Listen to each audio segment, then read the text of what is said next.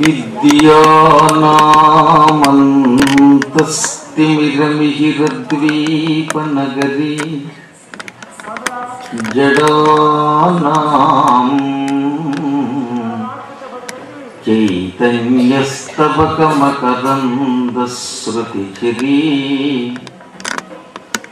దరిద్రాణాం చింతామణిగుణనికా జన్మజలధో నిమగ్నానాం దంష్ట్రామురరిపు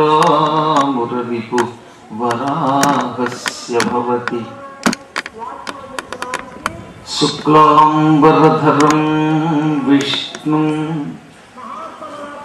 శశివర్ణం చతుర్భుజం ప్రసన్నవదనం ధ్యాయేత్ సర్వవిఘ్నోపశాంతయే. వందే గురుపదద్వంద్వం అవాంగ్మానసగోచరం రక్తశుక్లప్రభామిశ్రం అతర్క్యం త్రైపురం మగనా. నారాయణం నమస్కృత్య నరం చైవ నరోత్తమం దేవీం సరస్వతీం వ్యాసం తతో జయముదీరయేత్. సచ్చిదానందరూపాయ విశ్వోత్పత్యాదిహేతవే తాపత్రయ వినాశాయ శ్రీకృష్ణాయ వయం నుమః. యం ప్రవ్రజంతమనుపేతమపేతకృత్యం ద్వైపాయనో విరహకాతర ఆజుగావ పుత్రేతి తన్మయతయా తరవోధినేదుః తం సర్వభూత హృదయం మునిం ఆనతోస్మి.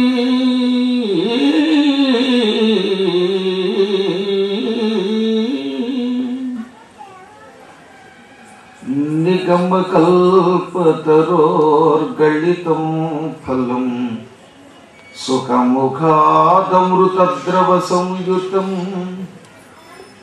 పిబత భాగవతం రసమాలయం ముహుర్హో రసికాః భువి భావుకాః. శ్రీ కైవల్యపదంబు చేరుటకునై చింతించదన్ లోకరక్షైకారంభకు భక్తపాలన కళా సంరంభకు దానవోద్రేకస్తంభకు కేళిలోల విలసదృగ్జాల సంభూత నానాకంజాత భవాండ కుంభకు మహానందాంగనాడింబకు. సమస్త సన్మంగళాన్ని సంతు. ఏళ్ళు గడుస్తున్నాయి, యుగాలు మారుతున్నాయి.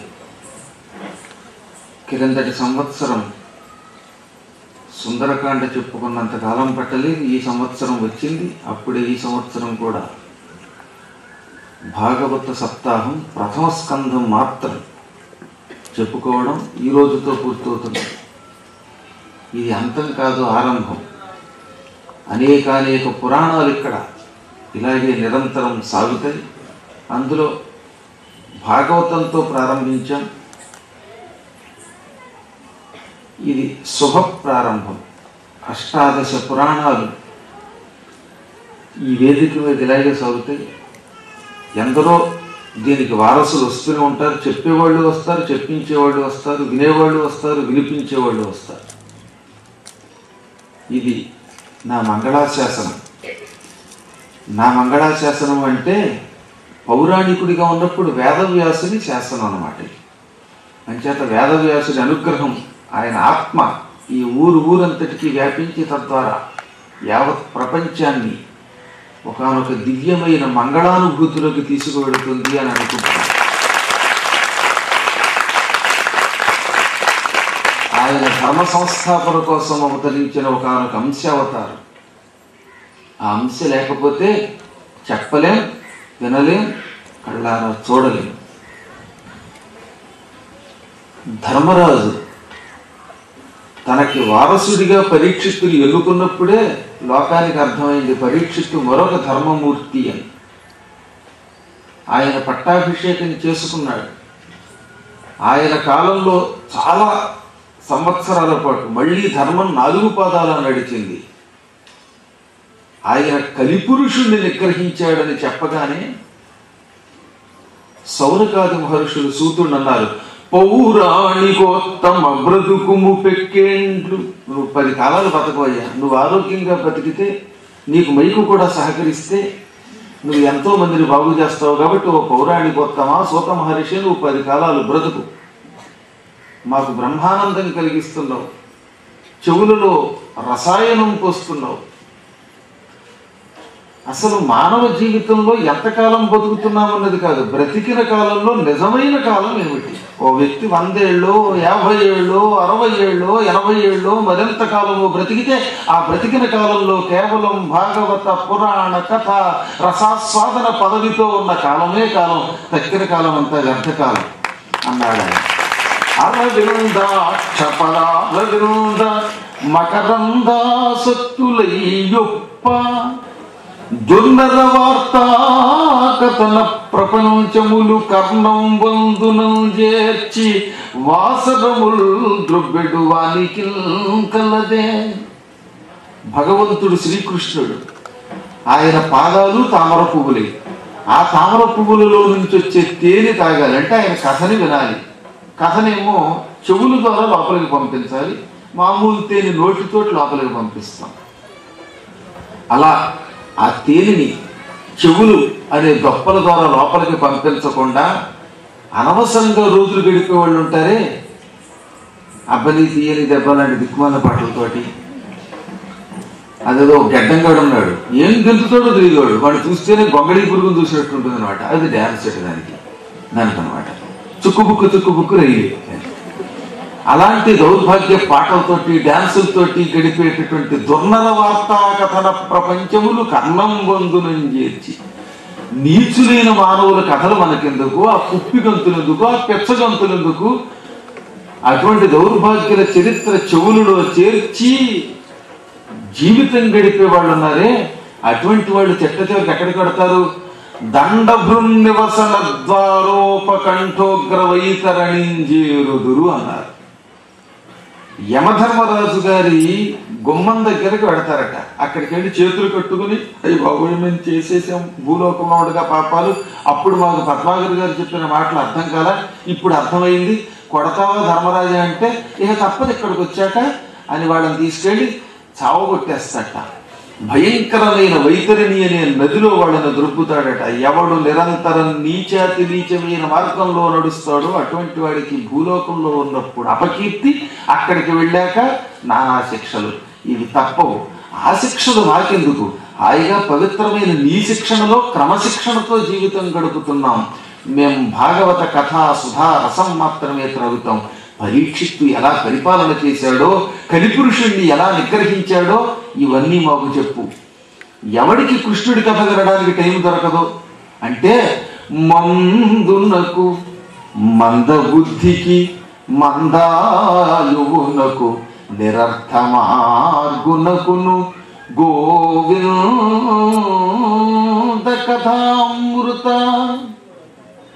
కొంతమందికి కృష్ణుడి చరిత్ర అనే అమృతం తాగడానికి సమయం దొరకదట. ఎవరెవరు వాళ్ళు చెప్పారు. ఒకడు మందుడు, వాడికి ఏం అర్థం కాదు. అలాహ పొద్దున్న లేస్తాడు 10ంటికి, ఆ తర్వాత మళ్ళీ 11ంటికి నిద్రపోతాడు, మళ్ళీ 4ంటికి లేస్తాడు, 5ంటికి టిఫిన్ తిని మళ్ళీ కుర్చీలో కూర్చొని నిద్రపోతాడు, రాత్రి నిద్రపోతాడు. అదే నిద్ర దిక్కుమాలని నిద్ర. రైలు ఎక్కితే నిద్ర, బస్సు ఎక్కితే నిద్ర, కారు ఎక్కితే నిద్ర, ఇంట్లో ఉంటే నిద్ర, ఇక నిద్రే నిద్ర. వాడిని మందుడు అన్నారు. చురుకుతనం ఉండదు, ఎప్పుడు చూసినా అలాగే ఉంటాడనమాట. నత్తలాగా వాడి జీవితం సాగుతూనే ఉంటుంది. అటువంటి వాడికి శ్రీకృష్ణుడి కథామృతం తాగే అవకాశం ఉండదు. తర్వాత రెండోవాడు మందబుద్ధి. ఇక కొంతమందికి బుద్ధి ఉంటుంది. ఎన్నిసార్లు చెప్పండి, 10 సార్లు నీ పేరు ఏమిటని అడుగుతాడు కదా, నా పేరు సంజయ్ అంటుంది అనుకోండి. ఆమె 11వ మళ్ళీ వాటీశ్వర్నే అంటాడు. అంత తెలివితేటలు కొంతమందికి జ్ఞాపక శక్తి. అలాంటి మందబుద్ధికి, మందాయువునకు ఆయువు నశించిన వాడికి, తక్కువ ఆయుర్దాయం ఉంటుంది కొంతమందికి, వాడికి అంతే. పోయే కాలం వచ్చిన వాడికి భగవంతుడి కదా నిరర్థ మార్గునకును, వాడి జీవితం అంతా పనికి మాలిన మార్గంలోనే నడుస్తాడనమాట. ఒక్కనాడు మంచి మార్గంలో నడవడు. వాడు నడవలేడు, వాడు వచ్చి ఉపన్యాసం చెప్పలేడు. ఎవడైనా కష్టపడి అనేక విశేషాలు చెబుతూ ఉంటే ఇవన్నీ మాకు ఎందుకంటే టపటపడప 2 నిమిషాల్లో కట్టే కొట్టేది తెచ్చి అన్నట్టుగా కృష్ణుడి కదా, కృష్ణుడు పుట్టెను, పెరిగను, ఆ తర్వాత శరీరం విడిచిపెట్టను అని చెప్పండి అంటాడు. ఇలాంటి వాడికి గోవింద చరణారవింద మరందముగొన్న తెరపి లేదు రాత్రి దివములు. అటువంటి వాడికి శ్రీకృష్ణుడి పాదపద్మములలో నుంచి వచ్చే ఈ కథామృతం ఉంది, ఈ తేనె, ఇది తాగడానికి అస్సలు సమయం దొరకదట. రాత్రి దివములు, రాత్రి దొరకదు సమయం, పగలు దొరకదు. రాత్రి ఏమో ఫంక్షన్స్ అట, ఎవడో అన్నం పెట్టాడు, సున్నం పెట్టాడు, వాడిని పొగడం, వీడిని పొగడం, ఇలా మనుషులు పొగడానికి జీవితం సరిపోదు. మనుషులు కూడా పొగడాలండోయ్. ఏం చేతంటే మానవుడు మాధవుడు అవుతాడు అప్పుడప్పుడు. అయితే 24 గంటలు భౌతిక మానవుల ఈ భూలోకంలో ఉండే సామాన్య మానవుల స్థితితో పడి అసలు మాధవుడిని మర్చిపోకూడదు. మాధవుని గురించి ప్రయత్నించే మానవుడిని మాత్రమే పొగడాలి. కృష్ణారావు గారిని పొగిడితే తప్పులేదు, ఇంకొక బాబురావు గారిని పొగిడితే తప్పులేదు. ఎందుకంటే గోవిందుడి గురించి కృషి చేస్తున్నారు కనుక. అలా కృషి చేయకుండా కూర్చునే మామూలు మానవుడి రోజు నువ్వు ఇంద్రుడు అయి, నువ్వు చంద్రుడు అయి, నీ ఒళ్ళు అబ్బో ఎంత అందం, వాడేమో పగలు చూస్తే అట్లా కలవకు వస్తాడు. రోజు కాకిలే కనపడతాట, ముద్దులే ఉంటాడట. అటువంటి వాడిని ఏం పొగుడుతాం? ఇదో తెనాలి రామకృష్ణుడు పొగిడినట్టుగా ఉంటుంది. తెనాలి రామకృష్ణుడి దగ్గరికి వచ్చేవాడో డబ్బిస్తాం పొగడాలంటే వాడికి మండింది. అందుకని డబ్బులు వచ్చుకుని ఆకనన్నట్ట. నీ కళ్ళు తామర, నీ ముఖం తామర, నీ కాళ్ళు తామర, నీ చేతులు తామర, ఇంకెందుకు ఒళ్ళంతా తామరే అన్నట్టు. అలాగా అలాగా నిరంతరం పవిత్రులైన జీవుల్ని పొగడాలి. అపవిత్రుల్ని పొగడడం వల్ల లాభం లేదు. అటువంటి అపవిత్రులైన వాళ్ళకి శ్రీకృష్ణుడి కథామృతం త్రాగడానికి రాత్రి పగలు ఎప్పుడూ సమయం చెక్కదు. ఎందుకంటే ఎప్పుడు సీరియల్స్ కదా, ఇంట్లో కూర్చుని పొద్దున్న సాయంకాలం గుడ్లు అలా పెట్టుకుని ఇంత గుడ్లు వచ్చేసి చూసి చచ్చిపోతాడు. ఒక ఆవిడ అందుకే ఈ మధ్యన వీలునామాలు ఫలానా సీరియల్ మొదలుపెట్టి ఇప్పటికి 5 ఏళ్ళు ఏంటంటే అది పూర్తి అవ్వట్లేదు, అది పూర్తి అయ్యేలోపు నేను చచ్చిపోతే పర్వాలేదు, అది పూర్తి అవ్వకుండా చచ్చిపోతే దయతో నా అస్థి పంజరానికి కూడా చూపించండి, నేను కుర్చీలో అలా కూర్చుంటాను. అప్పుడు కానీ నాకు ఆత్మశాంతి ఉండదు. ఆ అస్థి పంజరం చేతిలో అది రిమోట్ పెట్టి కూర్చోనమాట. విట్లాచారి సినిమాల్లో ఏడే వీడు ఆ దిక్మాలు తీసేసాను చూపిస్తారు. అలా ఎందుకది, దానివల్ల ఏమిటి లాభం? అంచేత మేము అడుగుతున్నాం, సూత మహర్షి పరమ పవిత్రమైన శ్రీకృష్ణుడి చరిత్ర చెప్పు. ఆ పరీక్షిత్ ఇంకా ఏం చేశాడో చెప్పమని అడిగితే అప్పుడు చెప్పాడు. ఆయన అద్భుతమైన ప్రశ్న వేశారు. పరీక్షిత్ అంటే ధర్మస్వరూపుడు. ఆయన రాజు అయిన తర్వాత ఆయనకు ఒకనాడు ఒక విషయం తెలిసిందిట. కురుజాంగల దేశంలో కలిపురుషుడు అడుగు పెట్టాడు శ్రీకృష్ణుడి శరీరం విడిచిపెట్టిన తర్వాత. వాడు కొంచెం కొంచెం కొంచెం మైకులు పెట్టి ఇలా టిక్కు ప్రచారం చేస్తున్నట్ట. మారుమూలలు తిరిగి నూనె నెత్తి మీద రాస్తున్నట్ట. అందరికీ అన్నం పెట్టి, లేకపోతే ఏదో దిక్కుమాల నూనె ఇచ్చి, ఇంకేవో కోడిగుడ్లు పెట్టి చేతిలో మొత్తం ఏదేదో రకంగా పరమ భయంకరమైన అపవిత్రమైన మతాలని ప్రచారం చేస్తున్నాడు కలిపురుషుడు అని తెలుస్తున్నాడు. కలిపురుషుడికి చాలా డేంజర్, చాప కింద నీరులో వెళ్ళిపోతాడు వాడు. అటువంటి వాడిని ఏం చెయ్యాలి అనుకుని సైన్యాన్ని వెంట పెట్టుకుని కోదండం ధరించి వేటకి బయలుదేరాడు. కలిపురుషుడు కనపడితే వాడు అంతు చూద్దామనుకుంటూ. మహావీరుడు ఆయనకేం జడ్ టైప్ సెక్యూరిటీ అక్కర్లా. ఇప్పుడు మన వాళ్ళకి దౌర్భాగ్యులకి వీళ్ళే నడవలేరు అంటే వీళ్ళకి అంతా సెక్యూరిటీయే. ఆ రోజుల్లో తమ బలంతో తమని రక్షించుకుంటూ, ప్రజల్ని రక్షిస్తూ, సైనికుల్ని రక్షించే మహావీరులు వాళ్ళు. అందుకే ధైర్యంగా కదిలాడు ఆయన. దారి పొడుగుతా కలిపురుషుడు ఎక్కడ ఉంటే అక్కడ వాడిని వెతుక్కుంటూ పెడుతున్నాడు ఆయన. ఈ లోపు చోట ఓ తమాషా జరిగిందట. అది కురుక్షేత్రం దాటిన తర్వాత వచ్చే ప్రదేశం కురుజాంగల దేశం. అక్కడ ఒక ఆవుబోతు ఒక ఆవు మాట్లాడుకుంటున్నాయి అనమాట.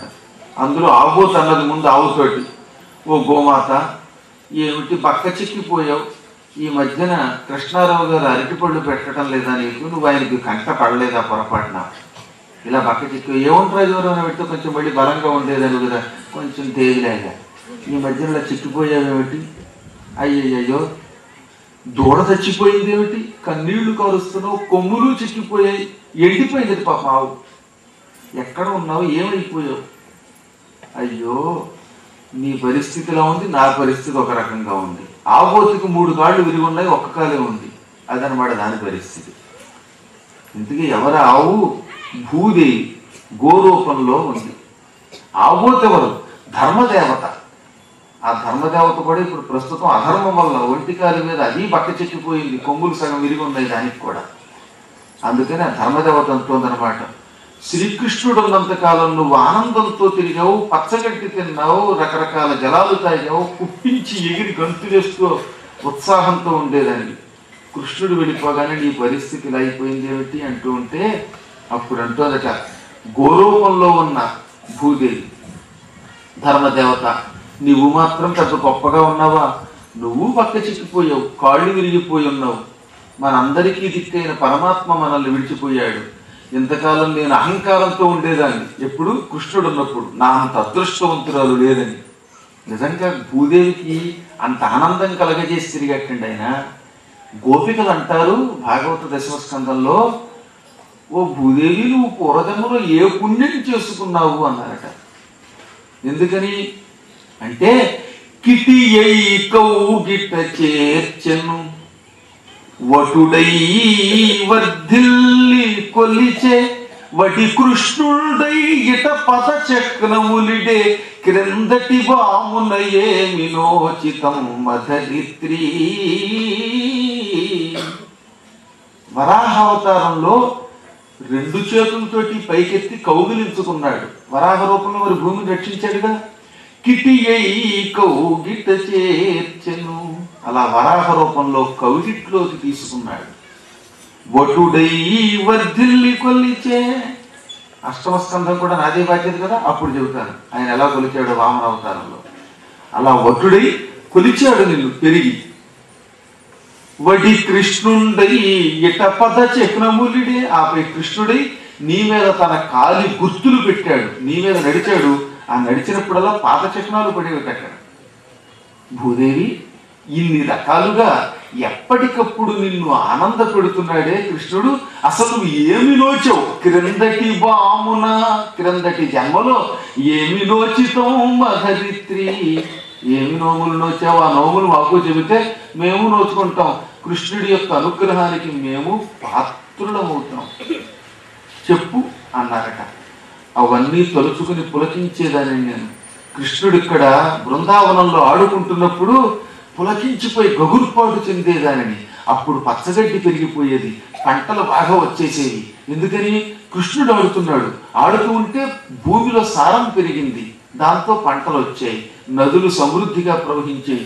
ఇప్పుడు ఆ కృష్ణుడు నన్ను విడిచిపెట్టాడు, దాంతో సారం తగ్గిపోయింది, గడ్డి లేదు, పంటలు లేవు, చేపల చెరువులు మిగిలే చివరికి, నా బ్రతికిలా అయిపోయింది అని ఏడుస్తూ ఉంటే ధర్మదేవత కూడా కన్నీళ్లు పెట్టుకుంది. నిజమేనమ్మా, ధర్మం 4 పాదాల మీద నిలబెట్టాడు కృష్ణుడు. ఇప్పుడు అధర్మం వ్యాపించింది, కలిపురుషుడు వచ్చాడు. ఆ కలిపురుషుడు రకరకాల రూపాల్లో ఉన్నాడు. విదేశీయుల రూపంలో భూమి మీదకి అడుగు పెడుతున్నాడు. అత్యంత పవిత్రమైన ఆర్షదేశం, ఆర్యావర్తం, ఈ పుణ్యభూమి భరత వర్షం నశించిపోతోంది. హర్షమే లేకుండా పోయింది నాకు. కర్షకులకి, భరతవర్షంలో ఉండే ధర్మాత్ములకి అందరికీ కష్టమే వచ్చింది అని బాధపడుతూ ఉండే లోపు ఇదంతా వింటున్నాడు దూరం నుంచి పరీక్షిత్తు. కొంచెం ముందుకు వస్తున్నాడు బాగా వినపడడం కోసం.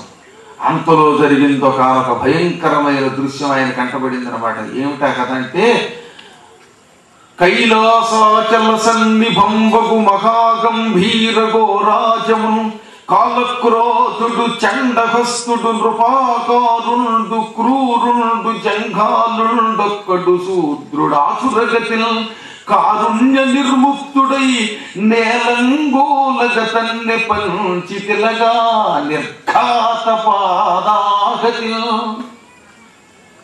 ఆలోలంగణ అశ్రుపూర్ణ కణజాలాక్షి మకాంభారవల్. మీరు చూస్తున్నారా పక్కన నేను ఇందాక చదివిన పద్యంలో పంచి తిలుట అంటే మూత్ర విసర్జన చేయుట. అలా చదివానో లేదో అక్కడ నుంచి గోవు మూత్ర విసర్జన లేసిందో చూడండి. నేను చెప్పే ప్రతి దానికి వెనకాల జరుగుతుందో చూడండి ఒకసారి పక్కన గోవు. ఇందులో ఈ పద్యంలో ఏం జరిగితే ఈ భూదేవి ఈ ధర్మదేవత అవే చూపిస్తున్నాయి ఇక్కడ. ఆలోలాంగణ అశ్రుపూర్ణ కణజాలాక్షి మహాంభారవల్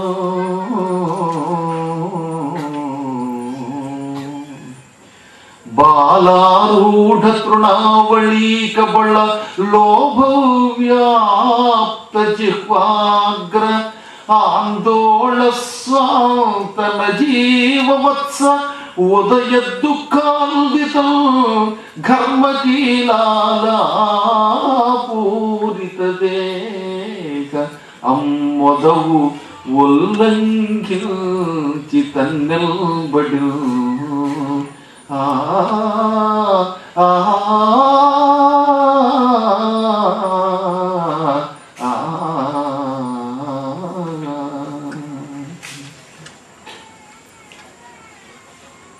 పరీక్షిత్తు చూస్తూనే ఉన్నాడు. మహావీరాధివీరుడు ఆయన కళ్ళ ముందు కైలాస పర్వతంలా ఎత్తుగా తెల్లగా మంచి శరీరంతో ఉండే ఒకానొక గంభీరమైన ఆబోతు అక్కడ ఉన్నది. ఆ ఆబోతుని చేతిలో కర్ర ధరించిన దుర్మార్గుడు ఒకడు చేరాడు. వాడు మహాక్రోధాకారంతో ఉన్నాడు. కోపానికి ఒక రూపం ఇస్తే, పాపానికి ఒక రూపం ఇస్తే, సమస్త పాపాలకి ఒకనొక ఆకారం కల్పిస్తే వాడు అటువంటి దుర్మార్గుడు దండహస్తుడు మహారాజు వేషంతో ఉన్నాడు. క్రూరాతి క్రూరుడు పిక్కబలం కలిగిన వాడు. వాడు ఎగిరి దూకగలుగుతున్నాడు అన్నమాట. వాడు అటువంటి నీచాతి నీచుడు రాక్షస స్వరూపం ధరించాడు. కళ్ళు ఎరుపెక్కున్నాయి. తాగిన మైకంతో ఉన్నాడు. అస్సలు కరుణ లేదు వాడి దగ్గర. అటువంటి నిష్కరుణుడు ఒకడు ఎగిరి ఎడంకాలతో ఆ ఆబోతు డొక్కలో ఒక్క తన్ను తన్ని కర్రతో కొట్టేయడం మొదలెట్టాడు. నేలం పోలగదన్నే నేల మీద కూలిపోయేలాగా తన్నాడు. పంచి తెల్లగా మూత్ర విసర్జన చేసి కింద పడిపోయింది. అది నిర్ఘాత పాదాహతిని. వాడి కాలి దెబ్బ ఎటువంటిది అంటే అది పిడుగుపాటట. పిడుగులాగా భయంకరం. అటువంటి కాలితో ఎగిరి తన్నాడు. పక్కనే ఆవు కూడా ఉంది. దాన్ని కొట్టేస్తున్నాడు. అది ఎలా ఉంది? అవయవాలన్నీ కంపించిపోతున్నాయి. కళ్ళల్లోంచి నీరు వచ్చేస్తున్నది. మహాంబారవన్ అంబా అంబా అంటోంది. రక్షించమని అమ్మవారిని తలుచుకుంటోంది అనమాట. బాలారూఢ తృణావళి కబళ లోభవ్యాప్త జిహ్వాగ్ర. లేత గడ్డి అక్కడే ఉందట పాపం. ఆ లేత గడ్డిని కొంచెం కొంచెం కొరికి తిందాం ఉంటుంది. ఎందుకంటే దానికి పళ్ళు కూడా కదిలిపోయి రాజమండ్రి వెళ్ళి పళ్ళు కట్టించుకుందాం అనుకునే లోపు విడుదల తినేశాడు. అలా కొంచెం కొంచెం గడ్డి తింటున్నదాన్ని ఆందోళ స్వాంత హృదయం ఆందోళనతో కంపించిపోతున్నది. అజీవ వత్స దానికి దూడ కూడా చచ్చిపోయింది పక్కన పాపం. ఉదయ దుఃఖ అన్వితను అంతకంతకి దుఃఖం పుట్టి పెరిగిపోతున్నది. ఘర్మకి లాలా పూరితదేగా చెమట్లు పట్టేసేదానికి పాపం. అమ్మొదవు నొల్లంఘించి తన్నెల్బడి. అటువంటి ఆవుని లెక్క లేకుండా తన్నేస్తున్నాడు, కొట్టేస్తున్నాడు, కర్రబెట్టి బాగేస్తున్నాడు. రక్తాలు కారిపోతున్నాయి, చారికలు వచ్చేస్తున్నాయి, వాతలు పడిపోతున్నాయి ఆ కర్ర దెబ్బలకి. చూశాడు వీడు. అవి ఏడుస్తుంటే తట్టుకుంటూ కింద పడిపోయి మళ్ళీ లేస్తుంటే మళ్ళీ కొట్టేస్తున్నాడు. ఇదేంటండి అనుకున్నాడు పరీక్షిత్తు. పళ్ళు పటపట కొరికాడు.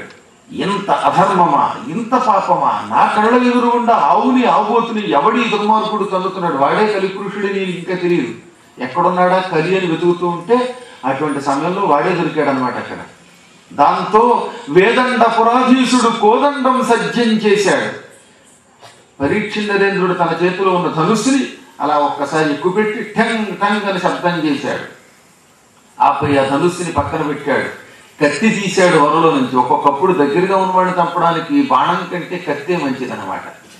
లేచి, ఓరి ఎవడవరా నువ్వు, ఆగు, నీ అంతం చూస్తాని వాళ్ళ పాపాత్ముడా, అత్యంత పవిత్రమైన భారతదేశంలో శ్రీకృష్ణ పరమాత్మ పుట్టి పెరిగిన ఈ దేశంలో నా కళ్ళ ముందు ఈ గోవుల్ని చంపుతున్నావా, నీచాతి నీచుడా, కవేళాల వంకతో ఆవుల్ని తీసుకెళ్లి హైదరాబాద్లో నరికేటటువంటి నీచాతి నీచులందరికీ నాయకుడైన పాపాత్ముడా, ఆగరా, ఆగు, ఎందుకు కొడుతున్నావు వాటిని, నిన్ను కొమ్ముల చిమ్మెనో కదిశనో నిర్భీతి ఈ గోవుల కల్లం కారణమేమి మద్భుజ సనాభక్షోణిలే వేళలందు నేరంబులు చేయరా తెరుగవా, ధోర్తత్వము భూమి భృత్సన్నాగంబున నర్చెదెవ్వడవు నిన్ శాసించదం దుర్మతి. ఓరి దుష్టబుద్ధి, ఎందుకులో కొడుతున్నావు ఎవరు, పట్టడానికి కారణం ఉండాలి.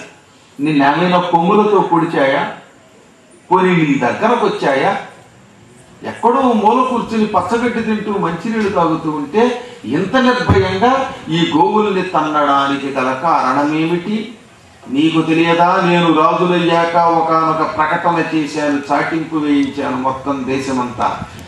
నా భుజ పరాక్రమంతో పరిపాలిస్తున్న ఈ దేశంలో ఎక్కడా ఆవుల్ని చంపకూడదు, గోవధ జరగకూడదు.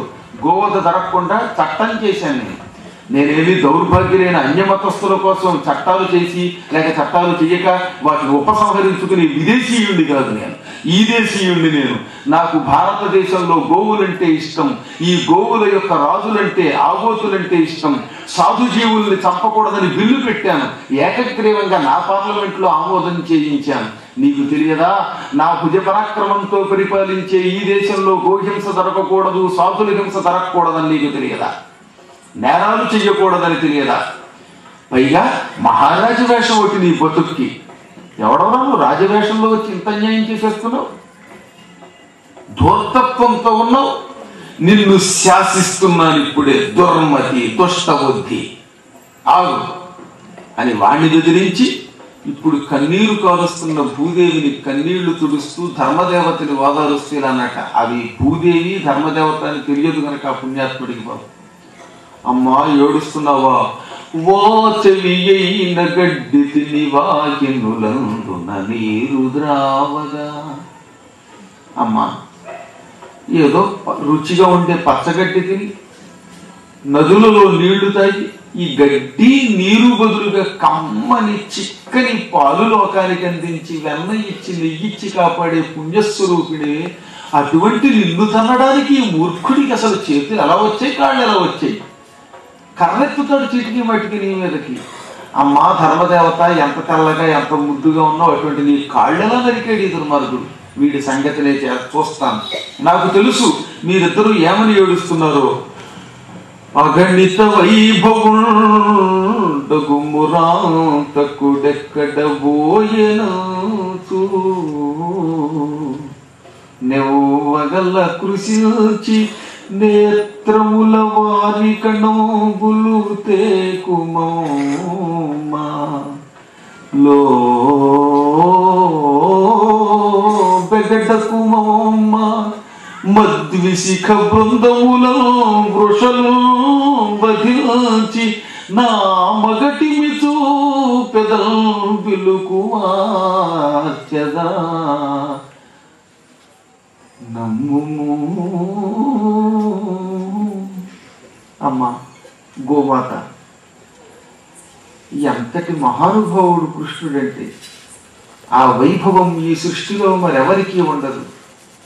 మురాసురుణ్ణి సంహరించిన ఆ కృష్ణుడు ఎక్కడికి వెళ్ళాడు, ఆయనకి కనపడడా, ఇక నన్ను కాపాడే దిక్కు లేదా అంటూ అంతకంతకీ బాధ పెంచుకుని కన్నీళ్లు పెట్టుకుని చిక్కి కృషించి నశించిపోతున్నావా, ఇలా నేత్రముల నుంచి కన్నీరు పెట్టుకోకమ్మా, కన్నీరు కార్చదు, బాధపడకు లోపల.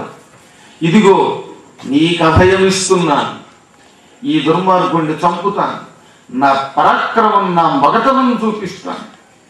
మళ్ళీ ఈ ఆవుని 4 పాదాల మీద నిలబెడతా, గోరాజుని నిన్ను నిలబెడతాను, నీకు శక్తినిస్తాను.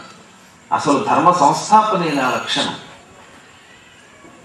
కంగారు పడదు అని హెచ్చరించి, ఆపై ఈ పరీక్ష నరేంద్రుడు ధగధగితమైన ఆ కత్తి తీసుకున్నాడు, మీదకు దూకాడు. ఆగరా దుర్మార్గుడా చంపుతున్నానంటూ. అప్పటిదాకా ధైర్యంతో ఎగిరెగిరి తల్లుతున్న దుర్మార్గుడు నాడే కలిపురుషుడు. వాడు గతగత వణిగిపోయాడు, కిరీటం తీసి పక్కన పెట్టేశాడు.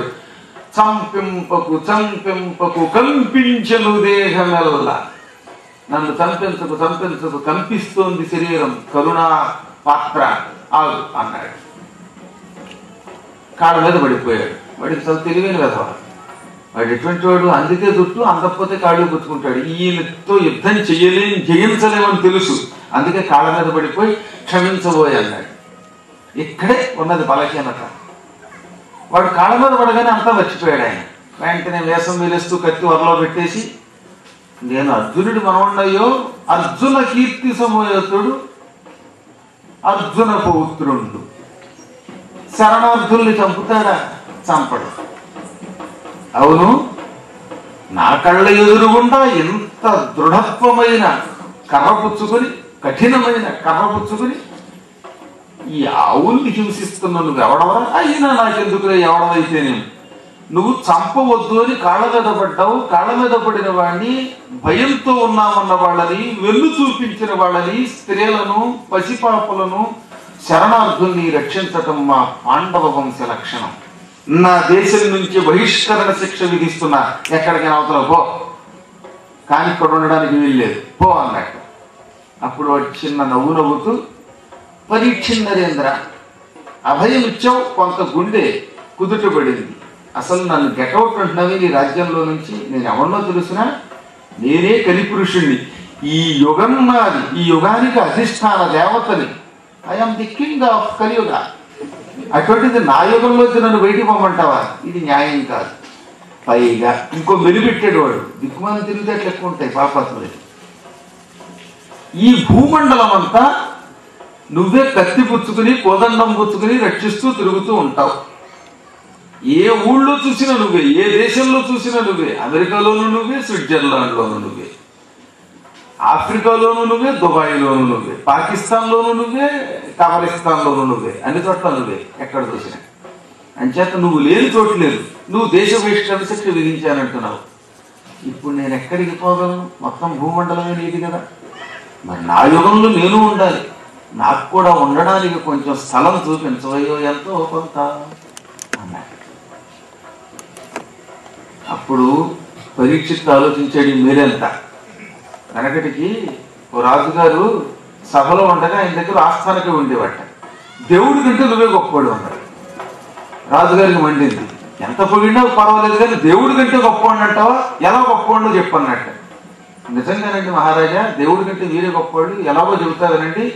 మీకు కోపం వస్తే మీ దేశం నుంచి బహిష్కరిస్తారు, కానీ దేవుడికి కోపం వస్తే బహిష్కరించలేడు, ఎందుకంటే ఈ సామ్రాజ్యం అంతా అయిందే కాబట్టి. అయితే ఆ రకంగా రాజుగారు మీరే గొప్ప అన్నట్టు.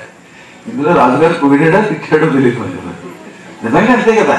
భగవంతుడి కోపం వస్తే బహిష్కరించడానికి ఈ సృష్టి అంతా అయింది, ఆయన దేశ బహిష్కరణ విధించలేడు, అంతా ఆయన సామ్రాజ్యం. అంటే భగవంతుడు సర్వాంతర్యామి అని చెప్పాడు. రాజుగారి బతుకుకి ఏమని చెప్పాడు? నీ బతుకంతయ్యా మహా అయితే ఒంటరాజునో, లేకపోతే ఏపీయో, లేకపోతే భారతదేశమో, లేకపోతే ఇంకోటో, ఇంతకు మించి లేదు. నువ్వు అందుకే దేశ బహిష్కరణ విధించగలవు, నీది పరిమిత సామ్రాజ్యం నీ బతుకని చెప్పడం అంతరార్థం. అలా పొగిడినట్టు పొగిడి కవులు తిడతారు లోపల. అది వాచ్యమా వ్యంగ్యమా తెలుసుకోవాలి. వాడు చాలా అందుకే ఏమన్నాడు, భూమండలం అంతా నువ్వే తిరుగుతున్నావు, నేను ఎక్కడికి పోవాలి, నాకు స్థలం ఇమ్మన్నాడు. అప్పుడు పరీక్షిత్ ఆలోచించాడు, నిజమే, ఎక్కడ ప్రాణివధ ఉంటుందో, కోళ్ళు, మేకలు మొదలైన వాటిని పటకా పటకా పటక ఎక్కడ నరికిస్తూ ఉంటారో అక్కడల్లా నువ్వే ఉండరా. ఆదివారం వచ్చేసరికి ఇంతంత దొంగల మీద పెట్టి బట్ట అదేమే కదా. అలాగే అక్కడ నువ్వు ఉండు అని ఫస్ట్ ప్లేస్ ఇచ్చాడనమాట. ప్రాణివధ. రెండవది ద్యోతంబు. ఇక పేకాట్రాయడు విడదొంప దగ్గర రైలు ఎక్కుతారండి కొంతమంది. ఈ ఫాస్ట్ ప్యాసింజర్ ఎక్కువని చిన్నప్పుడు అందులో రోజు సీజనల్స్ ఎక్కుతారు ఉద్యోగులు. ఇక వాళ్ళు ఉద్యోగానికి ఎక్కే ముందు ఆ రైలు ఎక్కిన దగ్గర నుంచి మనం ఉంటే మనం ఎక్కువ సుట్టేసి పెట్టేసి దాని మీద ప్యాకులు పచ్చేస్తాను. కాసేపు చక్కని పుస్తకాలు చదువుకుందాం, లేక పవిత్రంగా మాట్లాడుకుందాం ఉండదు. ఒకటే. ఈ జోదరుడంత ప్రమాదకారులు మరొకటి లేరు. వాడు ఓ జోదగాడు వాళ్ళ నాన్న చచ్చిపోయాడని చెప్పాక పక్కవాడు, ఒరే మీ నాన్న చచ్చిపోయాడంటే ఈ పక్క నుంచే తీసుకెళ్తారు, అప్పుడు పై నుంచి 2 నక్షత్రాలు వేస్తారా పువ్వులు అన్నట్టు. అలా ఉంటారు వాళ్ళు. ఎక్కడ ద్యోతం ఉంటే అక్కడ నీవు ఉండు. మూడవది ఎక్కడ స్త్రీవధ లేక వేశ్యలు ఉంటారో అక్కడ ఉండు. ఇంకా నాలుగవది ఎక్కడ పానం ఉంటే రాత్రి అయ్యేసరికి బుట్టి పెప్పడం అంటారే అటువంటి జనాలలో ఉండవయ్యో అన్నాడు. 4 స్థానాలు ఇచ్చాడు. అంటే తాగుబోతుల్లో కలిపురుషుడు ఉంటాడు. ఎవరైనా ఉపన్యాసానికి వచ్చుంటే ఏమనుకోకండి, నేను అలా మాట. పాపం ప్రొఫెసర్ వేదవ్యాసుల వారు ఈ పురాణంలో రాశారు. ఈ పరీక్షిత్తు కలిపురుషుడికి ఇచ్చిన మాట. ఈ 4 అంతే: ప్రాణివధ, ద్యోతము, స్త్రీవధ, మద్యపానం. ఇంకా వాడు చాలా తెలియని వాడు. 4 ఇచ్చావు, నాకు 4 సరిపోవయ్యా, ఇంకొక్కటి ఇవ్వకూడదా? ముచ్చటగా 3 అన్నాగానే అచ్చటగా 5 అని ఎవరు అనలేదయ్యో. 5వ స్థానం అడుగుతున్నావు, ఫోన్లే అడిగావు కదా, 5th ప్లేస్ కూడా ఇస్తున్నాను. ఏమిటి 5వ స్థానం? అధర్మమూలంబు సువర్ణంబు అన్నారు పోతన గారు వచనంలో. అన్ని అధర్మాలకి మూలమైన పాపపు బంగారం. ఇక్కడ బంగారంలో కూడా అన్ని బంగారం కాదు, ఈ బంగారం కాదు. 19 గురువులు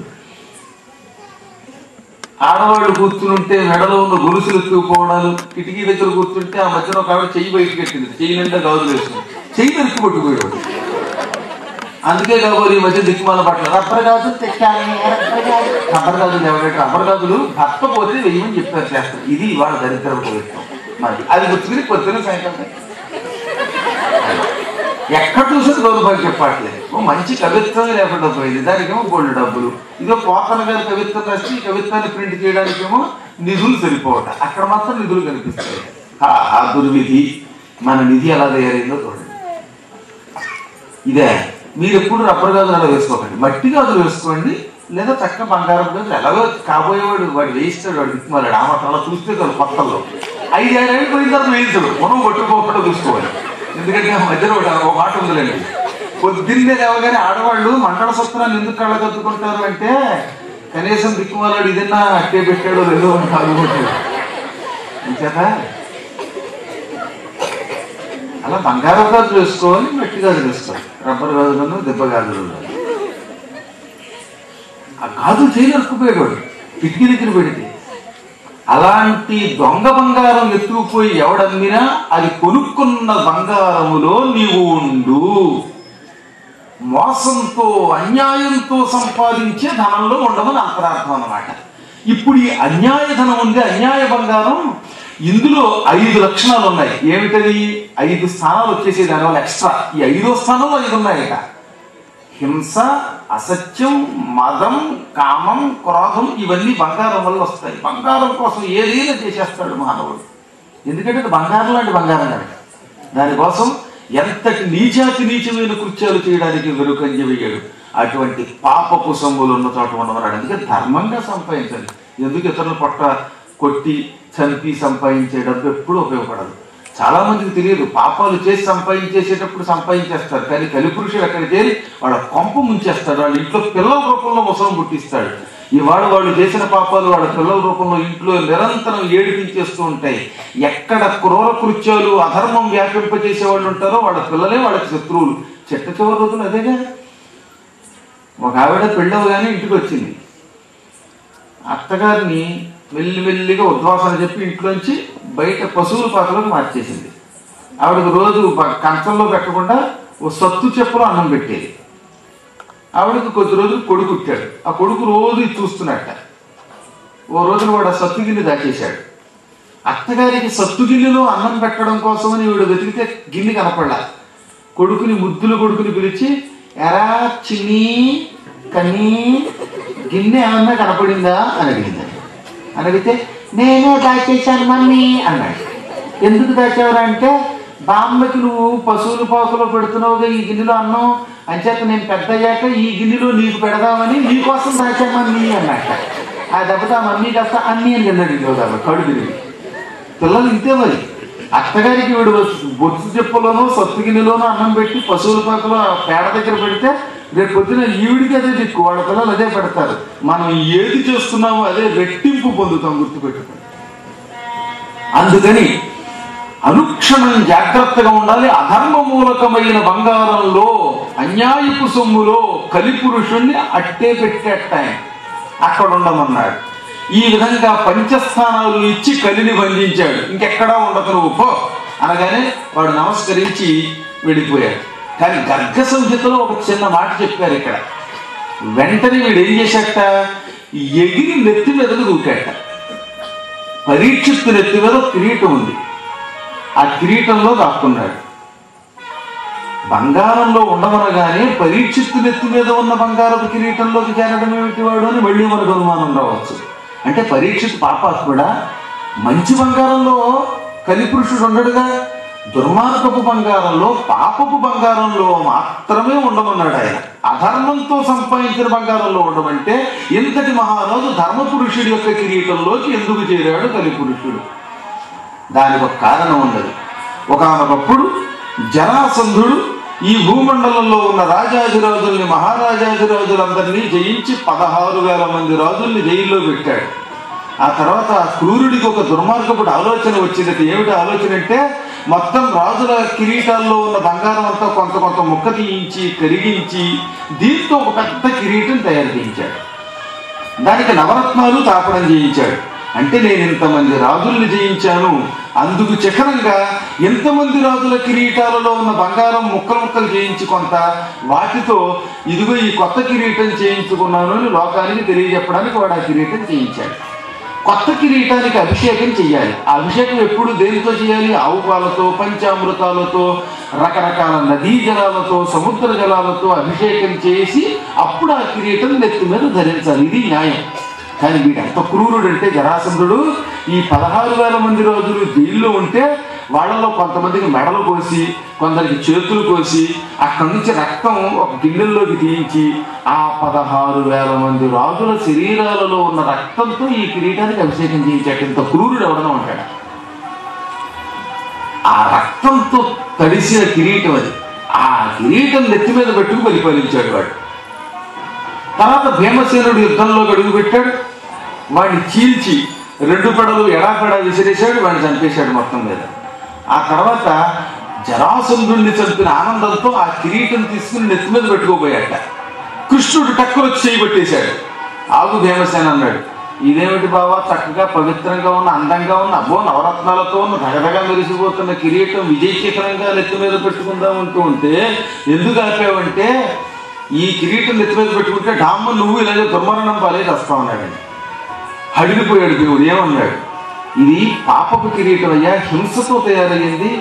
మహానుభావులు వీరాది వీరుడైన రాజుల శరీరాలు కోసి ఆ రక్తంతో దీన్ని అభిషేకం చేశాడు. ఈ కిరీటం ఎవడ నెత్తి మీద పెట్టుకుంటే వాడు అకాల మరణం, శాప మరణం పొందుతాడు. వాడికి సక్రమ మరణం ఉండదు. ఈ కిరీటం మరొక సముద్రంలో బారి, లేదా దీన్ని కరిగించి భూమిలో పాతి పెట్టి అన్నట్టు. అప్పుడే కరిగించేయచ్చుగా భీముడు. కానీ యోగం అలా ఉంది పరీక్షిత్తుకి. అందుకని ఇంత బంగారం ఎలా పాటు చేస్తాం అయ్యో అని దిక్మాల లోభం. లోభశ్చే దగుణే నకిం అన్నారు. నాకు ఏం దుర్గుణాలు లేవండి, అన్ని మంచి గుణాలే, ఒక్క పిసిరి కొట్టుతనం ఉంది. ఈ డబ్బు అంటే వ్యామోహం అండి అంటే ఇంక వేరే దుర్మార్గ గుణాలు అక్కర్లా, దుర్గుణాలు ఉండక్కర్లా. అన్నిటికంటే పిసిరి కొట్టుతనం, లోభమే పరమ పాపం అన్నమాట. లోభం కంటే దుర్గుణం మరొకటి లేదన్నారు. ఆ లోభానికి గురై భీముడు ఈ కిరీటాన్ని నెత్తి మీద పెట్టుకోలేదు, పారేయకుండా బంగారం పాడు చేయడం ఎందుకని దాన్ని మంచి సంచిలో పెట్టి దానికి మూతి కట్టేసి సీలేసి, ఒరే ఎవరు నెత్తి మీద పెట్టుకోకండి అని చెప్పి ఖజానాలో దాచాట. ఆ తర్వాత చాలా కాలం దాని విషయం అందరూ మర్చిపోయారు. ఇప్పుడు పరీక్షిత్తు రాజ్యానికి వచ్చాక ఓనాడు ఖజానా చూశాడు. చూస్తే ఈ కిరీటం కనపడింది. ఓ భలే ఉందనుకున్నాడు. ఆయనకి ఫ్లాష్ బ్యాక్ తెలియదు. అందుకని పాపం ఈ రోజు ఆ కిరీటం నెత్తి మీద పెట్టు బయలుదేరట. కర్మయోగం చూసారా, తప్పించగలరా? ఎక్కడికి ఇడ్చుకుపోతుందో. ఆ కిరీటమే వాడికి దొరకడం ఏమిటి? అది నెత్తి మీద పెట్టుకుని వెళ్ళి కలిపురుషుడిని భంజించగానే కలిపురుషుడు వచ్చి అందులో చేరడం ఏమిటంటే ఇక పోయే కాలం వస్తే ఎవరూ ఆపలేరన్నమాట. నేను రక్షించగలను అనుకున్నవాడు ఎవడూ లేడు. అసలు నాకు ఆశ్చర్యం చెప్పమంటారా? నువ్వు అక్కడ ఉంటే ప్రమాదం, నువ్వు ఇక్కడ ఉంటే ప్రమాదం వాస్తు చెప్పేవాడు ఇల్లు చూడండి సరే, వాడి ఇంట్లో అన్ని దరిద్రపు వస్తులే. వాడిని మాత్రం వాడు చెప్పుకోడు, ఇతరులు చెబుతాడు తప్ప. అలాగే సరే పాపం కలిపురుషుడు అందులో చేరిన విషయం ఇది తెలియదు. మతి చలించింది, కొంచెం మార్పు వచ్చింది ఆయనకి. అలాగే క్రమక్రమంగా మార్పులు పట్టించుకోకుండా తిరిగాడు. అయినా ఆయన కొంతకాలం పాటు ధర్మంగానే ఉండగలిగాడు. ఎందుకంటే అధర్మం అంత తేలిగ్గా ఆయన ఏం చేయలేదు. ఎలాగా అంటే చెప్పాడు. అసలు పోతన గారు లాంటి కవి ఉన్నాడు అనిపిస్తుంది. వ్యాసుడు అంటే వాడు వ్యాసుడే చెప్పాడండి. శరీరంలోట రోగ నిరోధక శక్తి ఉన్నవాడు మొదట్లో ఎన్ని అపత్యాలు చేసినా వాడు ఆ రోగం ఏం చేయలేట. ఎప్పుడో ఒకప్పుడు ఆ రోగ నిరోధక శక్తి తగ్గినప్పుడే ప్రమాదం. రోగ నిరోధక శక్తి ఉన్నప్పుడు వాడు ఏం తిన్నామంటే ఎక్కడ మంచినీళ్ళు తాగినండి వాడు కూలాడు చూసారా, ఆ బోధులు నీళ్ళు తాగేస్తాడు. ఎర్రగా ఉన్న నీరు, ఏంటిని కొట్టి నీళ్ళు. మామూలుగా మనమైతే రోజు కిల్లే బాటిల్స్ అవి నానా రకాలుగా మెయింటైన్ చేయాలి, మనకి శక్తి తక్కువ కనుక. కానీ తేడా వస్తే వాడు చాలా తొందరగా చచ్చిపోతాడు. ప్రస్తుతం ఈయనలో ధర్మశక్తి ఉంది. అందుకే కిరీటంలో ఉన్న కలిపురుషుడు వెంటనే ఏమీ చేయలేకపోయాడు. సమయం దాకా ఎదురు చూశాడు. ఆ సమయం ఎలా వస్తుందో చూద్దాం మనం. సరే, ఇంతకీ అసలు రహస్యం ఏమిటి అంటే ఇక్కడ సూత మహర్షి సౌనకాదులు మళ్ళీ ఒక ప్రశ్న వేశారు. ఎందుకయ్యా అంత తెలివి తక్కువ పనిచేశాడు? అసలు ఆ కలిపురుషుని చితక్కొట్టి చంపేసి అవతల పారేసేదానికి ఎందుకు క్షమించాడు అంటే దానికి కారణం చెప్పాడు సూత మహర్షి ఈ సౌనకాదులకి.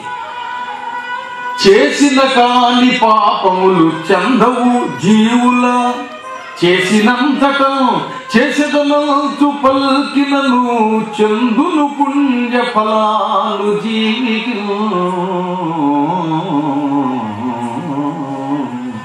అసలు కారణం అదిట. ఈ కలియుగంలో పాపం చేస్తేనే చేసిన ఫలితం వస్తుంది. గుర్తుపెట్టుకోండి. మనం పాపం చేస్తేనే లేక ఆ పాపాన్ని బాగా చూస్తేనే ఆ పాప ఫలితం మనకి వస్తుంది. కానీ పుణ్యము అలా కాదట. నేను చేస్తా పుణ్యం, నేను చేస్తాను పుణ్యం అన్నా లేదా చెయ్యడానికి ప్రయత్నం చేసినా ఆ క్షణమే ఫలితం వస్తుందట. అంటే భాగవతం వింటా అన్నా విన్న ఫలితం వస్తుందట. అందుకే చాలా మంది రావడం అనేసి వింటా ఇంట్లో కూర్చుంటున్నారేమో. కలియుగంలో ఒక లక్షణం ఉందన్నమాట. పుణ్యం చేస్తాను అంటే చాలు ఆ పుణ్య ఫలితం వస్తుంది. పాపం అయితే అలా కదా, చేస్తేనే వస్తుంది. అందుకే ఆ కలియుగంలో చేస్తానన్నంత మాత్రం చేతనే పుణ్యం వస్తుంది కదా. అటువంటిప్పుడు ఈ కలిపురుషుడిని చంపి లేని పాపం మనం చుట్టుకోవడం ఎందుకు, అయినా ఇది కృష్ణ సంకల్పం అని వదిలేశాడు ఆయన. లోకంలో చాలా తేలిక కదా చేయడం. పద్మాగర్ గారికి 1,00,000 రూపాయలు ఇస్తాను ఇవ్వకపోయినా పుణ్యం వస్తుంది అంటున్నాడు కదా. అదే వచ్చింది ఎప్పుడు కలియుగంలో. అంచేత పాపం మాత్రం చేస్తే వస్తుంది, పుణ్యం అయితే చేయకపోయినా చేస్తానన్నంత మాత్రం చేతనే వస్తుందని తెలిసి కలిపురుషుణ్ణి ఆయన నిగ్రహించాడు తప్ప సంహరించలేదు సుమా. అదీ కాక ఆయనకి దివ్య దృష్టిగా ఒకటి గోచరించింది. కృతయుగానికి కృతపురుషుడు అధిష్టాన దేవత, 4 పాదాల మీద ధర్మం నడపాలి. త్రేతాయుగానికి త్రేతాపురుషుడు అధిష్టాన దేవత, ఆయన 3 పాదాల మీద ధర్మం నడపాలి. ద్వాపరానికి ద్వాపర పురుషుడు అధిష్టాన దేవత, 2 పాదాల ధర్మం 2 పాదాల అధర్మంతో నడపాలి. అదే కలియుగానికి వచ్చేసరికి కలిపురుషుడు అధిష్టాన దేవత, 1 పాదం మీదే ధర్మం నడుస్తుంది. ఏ యుగ పురుషుడు ఆ యుగానికి అధిష్టాన దేవత, వాడు రావాలి, తిరగాలి. కాబట్టి వాణ్ణి ఏదన్నా చేయడం మన చేతిలో లేదు, చెయ్యకూడదు అని కూడా గ్రహించి కలిపురుషుడిని ఆయన చంపకుండా విడిచిపెట్టేశాడు అని ఈ విధంగా సౌనకాది మహర్షులకి సూతుడు చెప్పాడు. ఇది జరిగిన తర్వాత కొంతకాలం మళ్ళీ ధర్మం యథాప్రకారంగా 4 పాదాల మీద నడిచింది. ఒకనాడు మళ్ళీ వేటకు బయలుదేరాడు మహాపురుషుడు, ఈ కౌరవ వంశాధీశ్వరుడు వీరాజవీరుడు పరీక్షిత్తు. అద్భుతమైన రథం ఎక్కాడు, 4 గుర్రాల రథానికి పూంచాడు, చేతిలో కోదండాన్ని పెట్టుకున్నాడు. ఇంకా రకరకాల ఆయుధాలు పుచ్చుకున్నాడు. వేటాడాలి అని కోరిక కలిగింది ఆయనకి. వేదండ పురాధీసుడు కోదండము చేత బుచ్చుకొని వేటాడం వేదండాదులను ఆపుది ఏదండకు పోవనీక ఎగగుతు వేడక్కను. వేదండ పురాధీసుడు హస్తినాపురాధీసుడు కోదండను చేతబుచ్చుకొని వేటాడాడు. ఏనుగులు మొదలైనటువంటి జంతువుల్ని ఇంకో వేపుకు ఏదండకు పోవనీక మరో వేపుకు పారిపోవనివ్వకుండా మరి వాటిని చిత కొట్టేశాడు. అసలు చక్కని అలంకారం, అతిశయోక్తి. ఏం చేశాడో తెలిసిన ఆయన, ఈ లోకంలో ఎక్కడ చూసినా మృగాలు ఉంటాయిట. ఆయనకి చంద్రుడిలో కూడా ఓ మృగం ఉందిట. చంద్రుడిలో చిన్న మచ్చ ఉంటుంది కదా, చూడండి, అప్పుడప్పుడు జంకలా కనపడుతుంది, ఒక్కొక్కప్పుడు కుందేల్లా కనపడుతుంది. అందుకే మృగాంకుడు శశాంకుడు అని పేరు చంద్రుడికి. అది తీసుకుని చమత్కారం చేశాడు ఆయన. ఈయన మృగాలను వేటాడాక మృగధర మండలమున గల మృగమొక్కడు తక్క అన్య మృగముల గొట్టెన్ అని. ఎంత వేటాడాడంటే మృగధర మండలమున గల చంద్రమండలంలో ఉన్న మృగం ఒక్కడు తక్క. ఆ మృగం కనపడదు కదా, మనకి దొరకదు కదా, అందుకని ఆ మృగం తప్ప అన్య మృగముల కొట్టిన తక్కిన మృగాలని పడగొట్టేశాట. అంత వేటాడాడు అని అర్థం. ఇలా వేటాడుతూ తిరుగుతున్నాడు. కౌశికీ నది తీరానికి వెళ్ళాడు. ఈ కౌశికి కూడా గంగా నదికి ఉపనది. కోసి అంటేనే ఇప్పుడు అదనమాట. ఆ రోజుల్లో కౌశికి అనేవారు. ఆ నదీ తీరంలో వేటాడుతూ ఉండగా తిరగగా మధ్యాహ్నం వరకు అత్యద్భుతమైన సూర్యుడి కాంతికి మధ్యంతన మార్తాండుని ఆ వేడికి తట్టుకోలేకపోయాడు. దాహం పెరిగిపోయింది, దప్పిక ముప్పిరిగా ఉన్నదాయన్ని తట్టుకోలేకపోయాడు. మంచినీళ్ళు అని తెగ తిరిగాడు. నిజానికి ఆయన తిరిగింది అక్కడ కౌశికీ నదీ తీరంలో. కౌశికీ నది ఎదురుగుండా ఉంది కదా, ఆ నదీ జలం నిర్మలమైన జలం కదా, ఆ నీళ్లు తాగి హాయిగా దాహం తీర్చుకోవచ్చుగా. అలా తీర్చుకుందామంటే ఆయనకి సమయానికి నదే కనపడలేదు కాదు, కావాలని దేవతలు కనపడనివ్వకుండా చేశారంటోంది విష్ణు పురాణం. ఎందుకని ఆయనకే నది కనపడితే ఆయన దాహం తీర్చుకుంటే తర్వాత కథ జరగదు, భాగవతం రాదు. భాగవతం రాకపోతే వీరెవరు భాగవరు, నేను భాగవను. మనందరి కోసమే ఉండ్రాజవరం నిలబడడం కోసమే భాగవతం సృష్టింపబడ్డానికి ఆ కౌశికీ నది కాసేపు కనబడకుండా చేసేసాట. కలిపురుషుడు కొన్ని చోట్లకు అడుగు పెట్టాడు. ఎక్కడెక్కడికి అడుగు పెట్టాడు అంటే నైమిశారణ్యంలో అడుగు పెట్టాడు. నెక్స్ట్ నైమిశారణ్యం తర్వాత ఎక్కడికి అడుగు పెట్టాడు అంటే బృందావనంలో అడుగు పెట్టాడు. మూడవ ప్లేస్ ఏదంటే ఉండ్రాజవరంలో అడుగు పెట్టాడు. ఎందుకంటే ఇక్కడ పద్మాకర్ గారు భాగవతం చెప్తారు, కృష్ణరావు గారు చెప్తారు, కృష్ణుడు వింటాడు, మీరందరూ విన్నారు. అందులో గోపికలు, ఎర్ర గోపికలు, నల్ల గోపికలు, రకరకాల గోపికలు అంతా వీళ్ళంతా చక్కగా హాయిగా గోపాల నందగోపాల అని పాటలు పాడుతూ ఉంటే మధ్య మధ్యలో రాగాలు తప్పించేసిన వాళ్ళ సొంత వాణిలో వెళ్ళిపోయినా కృష్ణ ముకుంద మురారి అని పాడుతూ ఉంటే అది కృష్ణుడికి ఆనందం కదా. అసలు కృష్ణుడికి ఇంకో రహస్యం చెప్పినా, అందంగా మధురమైన కంఠంతో పాడే వాళ్ళకంటే మధ్య మధ్యలో కొంచెం ట్యూనింగ్ తప్పించి పాడే నీలాంటి వాళ్ళంటే ఇష్టంట. ఎందుకంటే మీరు చిన్నపిల్లలు కనుక రామ రామ రామ అంటే పెద్ద గొప్ప కదా. ఇది చూడండి, మీరు రామ రామ అంటే అవును మామూలుగా అందరూ బాగానే అంటారు. అదే చిన్న పిల్లాడు వచ్చి లామా లామా అంటే అయ్యా మా అబ్బాయి అంత ముద్దుగా పిలికాడు అని వాళ్ళ అమ్మ ఎంతో ప్రేమగా కౌగులించుకుంటుంది. మీరంతా చంటి పిల్లలు అనమాట. ఓణీలు వేసుకోవచ్చు కాక, కానీ ఆ కృష్ణుడి దృష్టిలో మనంతా చిన్నపిల్లలు. ఆ బుల్లి కృష్ణుడికి ఎంతో ఆనందం. అందుకని కొంచెం అపశబ్దాలు ఉంటే ఆయనకు మరీ ఇష్టం. నిజంగా వాళ్ళు ఇందాక పాడారు, ముచ్చట వేసేసింది అనమాట. చిన్నపిల్లలాగే అనిపించారు నా కంటికి. ఆ దూడంలా కనిపించారు వాళ్ళు. ఎటొచ్చి దూడకి వెళ్ళి తేడా, దూడ కాడేస్తుంది, వీళ్ళు లేదు ఆ తేడా తప్ప మిగతా విషయాల్లో బుల్లి దూడలు వీళ్ళు హాయిగా చెడు చిన్న లుంగీలో లంగాలతోటి ఎగురుతుంటే ఆ గోవిందుడు ఆ బృందావనం కనిపించారు కాసి. అందుకే ఉండ్రాజవరంలో కలిపురుషుడు అడుగు పెట్టడం. ఇంకొకటి అన్నమాట, ఎన్ని చెప్పండి మీకు, కృష్ణుడికి ఒక ఆనందం ఉన్నది. ఆయన ఎగిరి గొంతులు వేస్తూ ఉంటాడు. అందులో ఇక్కడ కృష్ణుడు కొంచెం బొజ్జ పెట్టారు. నిజానికి ఆయన బొజ్జ ఉండదు. బొజ్జ లోపలికి వెళ్ళిపోతే ఎంత వెన్న పిసరు తిన్నామండి, ఆయనకి మాత్రం రమ్మంటే బొజ్జరాదు.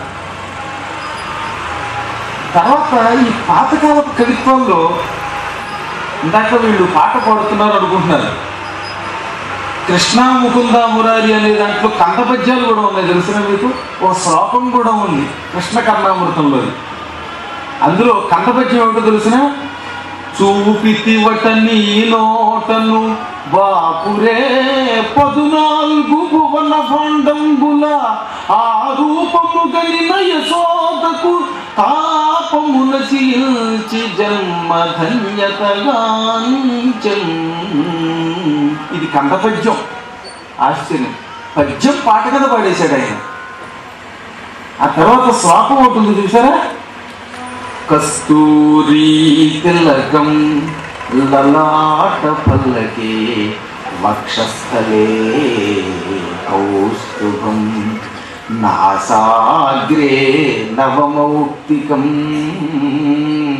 కరతలే వేణుం కరే కంకణం సర్వాంగే హరిచందన చకలయన కంఠే చ ముక్తావళీ గోపస్త్రీ పరివేష్టితో విజయతే గోపాల చూడామణి విజయతే గోపాల చూడామణి. ఇది కృష్ణకర్ణామృతంలో ఉన్న శార్దూల శ్లోకం. ఇది సంస్కృతం కాబట్టి శ్లోకం, తెలుగులో అయితే పద్యం అంటూ ఉన్నాయి. అద్భుతం. ఇవన్నీ కూడా మీరు చదువుతుంటే మరొక అందమైన బాణి. కాబట్టి కృష్ణుడు వచ్చి ఇక్కడ నృత్యం చేయడం ఏం చేస్తాడు? నేను నృత్యం చేద్దాం అనుకున్నాను, బాగుండదు ఎందుకు వచ్చింది. కూడా మళ్ళీ డ్యాన్స్ చేసేవాళ్ళు వేరు, సంగీత ప్రసంగం వాళ్ళు వేరును, రకరకాల వాళ్ళు ఉంటారు. వాళ్ళందరూ కొట్టాలి, నేనెందుకు కొట్టడం, అన్ని పాత్రలు నేనే వేస్తే ఏకపాత్రలు నేనేమని ఊరుకున్నాను అనమాట. ఆహా, కృష్ణుడికి అదొక ఆనందం అన్నమాట. అందువల్ల ఎందుకు చెబుతున్నాను అంటే, ఆనాడు ఆయన అతిశక్తితో చక్కగా ఆ మృగధర మండలంలో ఉన్న మృగంత పంచమృగాలు వేటాడి వెడుతూ ఉంటే, దాహం వేస్తూ ఉంటే, ఈ భాగవతం రావడానికి మనందరం తరించడానికి దేవతలు కావాలని పరీక్షించరేంద్రుడికి కౌశికీ నది కనపడకుండా చేశారు. లేకపోతేనా ఆ నీళ్లు తాగిపోయేవాడేమో, ఏం జరిగేదో తెలియదు. మరి దాహం ఎక్కువైపోయింది, ఎవరు ఇచ్చేవాడు కనపట్టంలా. అది అడవి, కీకారణ్యం, భయంకరారణ్యం, అత్యంత విచిత్రమైన అరణ్యం. అటువంటి ఆ అరణ్యంలో తిరగగా ఆయన అదృష్టమో దురదృష్టమో శమీక మహర్షి పరమ సంయమీంద్రుడు, ఆయన ఇంద్రియ నిగ్రహం కలిగిన వాళ్ళల్లో అటువంటి మహానుభావుడు మరొకడు లేడని పేరు. అద్భుతంగా కళ్ళు మూసుకొని ధ్యానం చేస్తున్నాడు, ప్రపంచం మరిచిపోయాడు. అదే మనమైతేనా చేతిలో జపమాలు తిరుగుతూనే ఉంటుంది, ఎప్పుడు జపం అవుతుందా, గారెలు వస్తాయో, వేరుశనగ గింజల పచ్చడి వస్తుందేమో, నెయ్యి వస్తుందేమో అని ఈ ఎదురు చూపులతో సరిపోతుంది అనమాట. ఎప్పుడు టింగిన మధ్యాహ్నం ధనలు కొడతాడా, లంచ్ బెల్లు అప్పుడు వెళ్ళి భోజనం చేద్దామా, బాక్సులు ఇప్పుదామా, మసాలా వాళ్ళు ఎప్పుడు వస్తాయా, టీ ఎప్పుడు తాగుదామా అనిపిస్తూ జపం చేస్తారు సాధారణ మానవులైతే. ఆయన ప్రపంచం మర్చిపోయి అసలు పక్కన ఏమొస్తున్నా పట్టించుకోవట్లా, తుత్తు అని బ్యాండ్ మేళాలు వచ్చినా వినిపించుకోకుండా పురాణం చెబుతున్నాడు. అలాగే కళ్ళు మూసుకుని హాయిగా జపం చేసుకుంటున్నాడు ఆయన. అది నిగ్రహం అంటే. ఆ స్థితిలో అక్కడికి వచ్చాడు దాహం తట్టుకోలేక.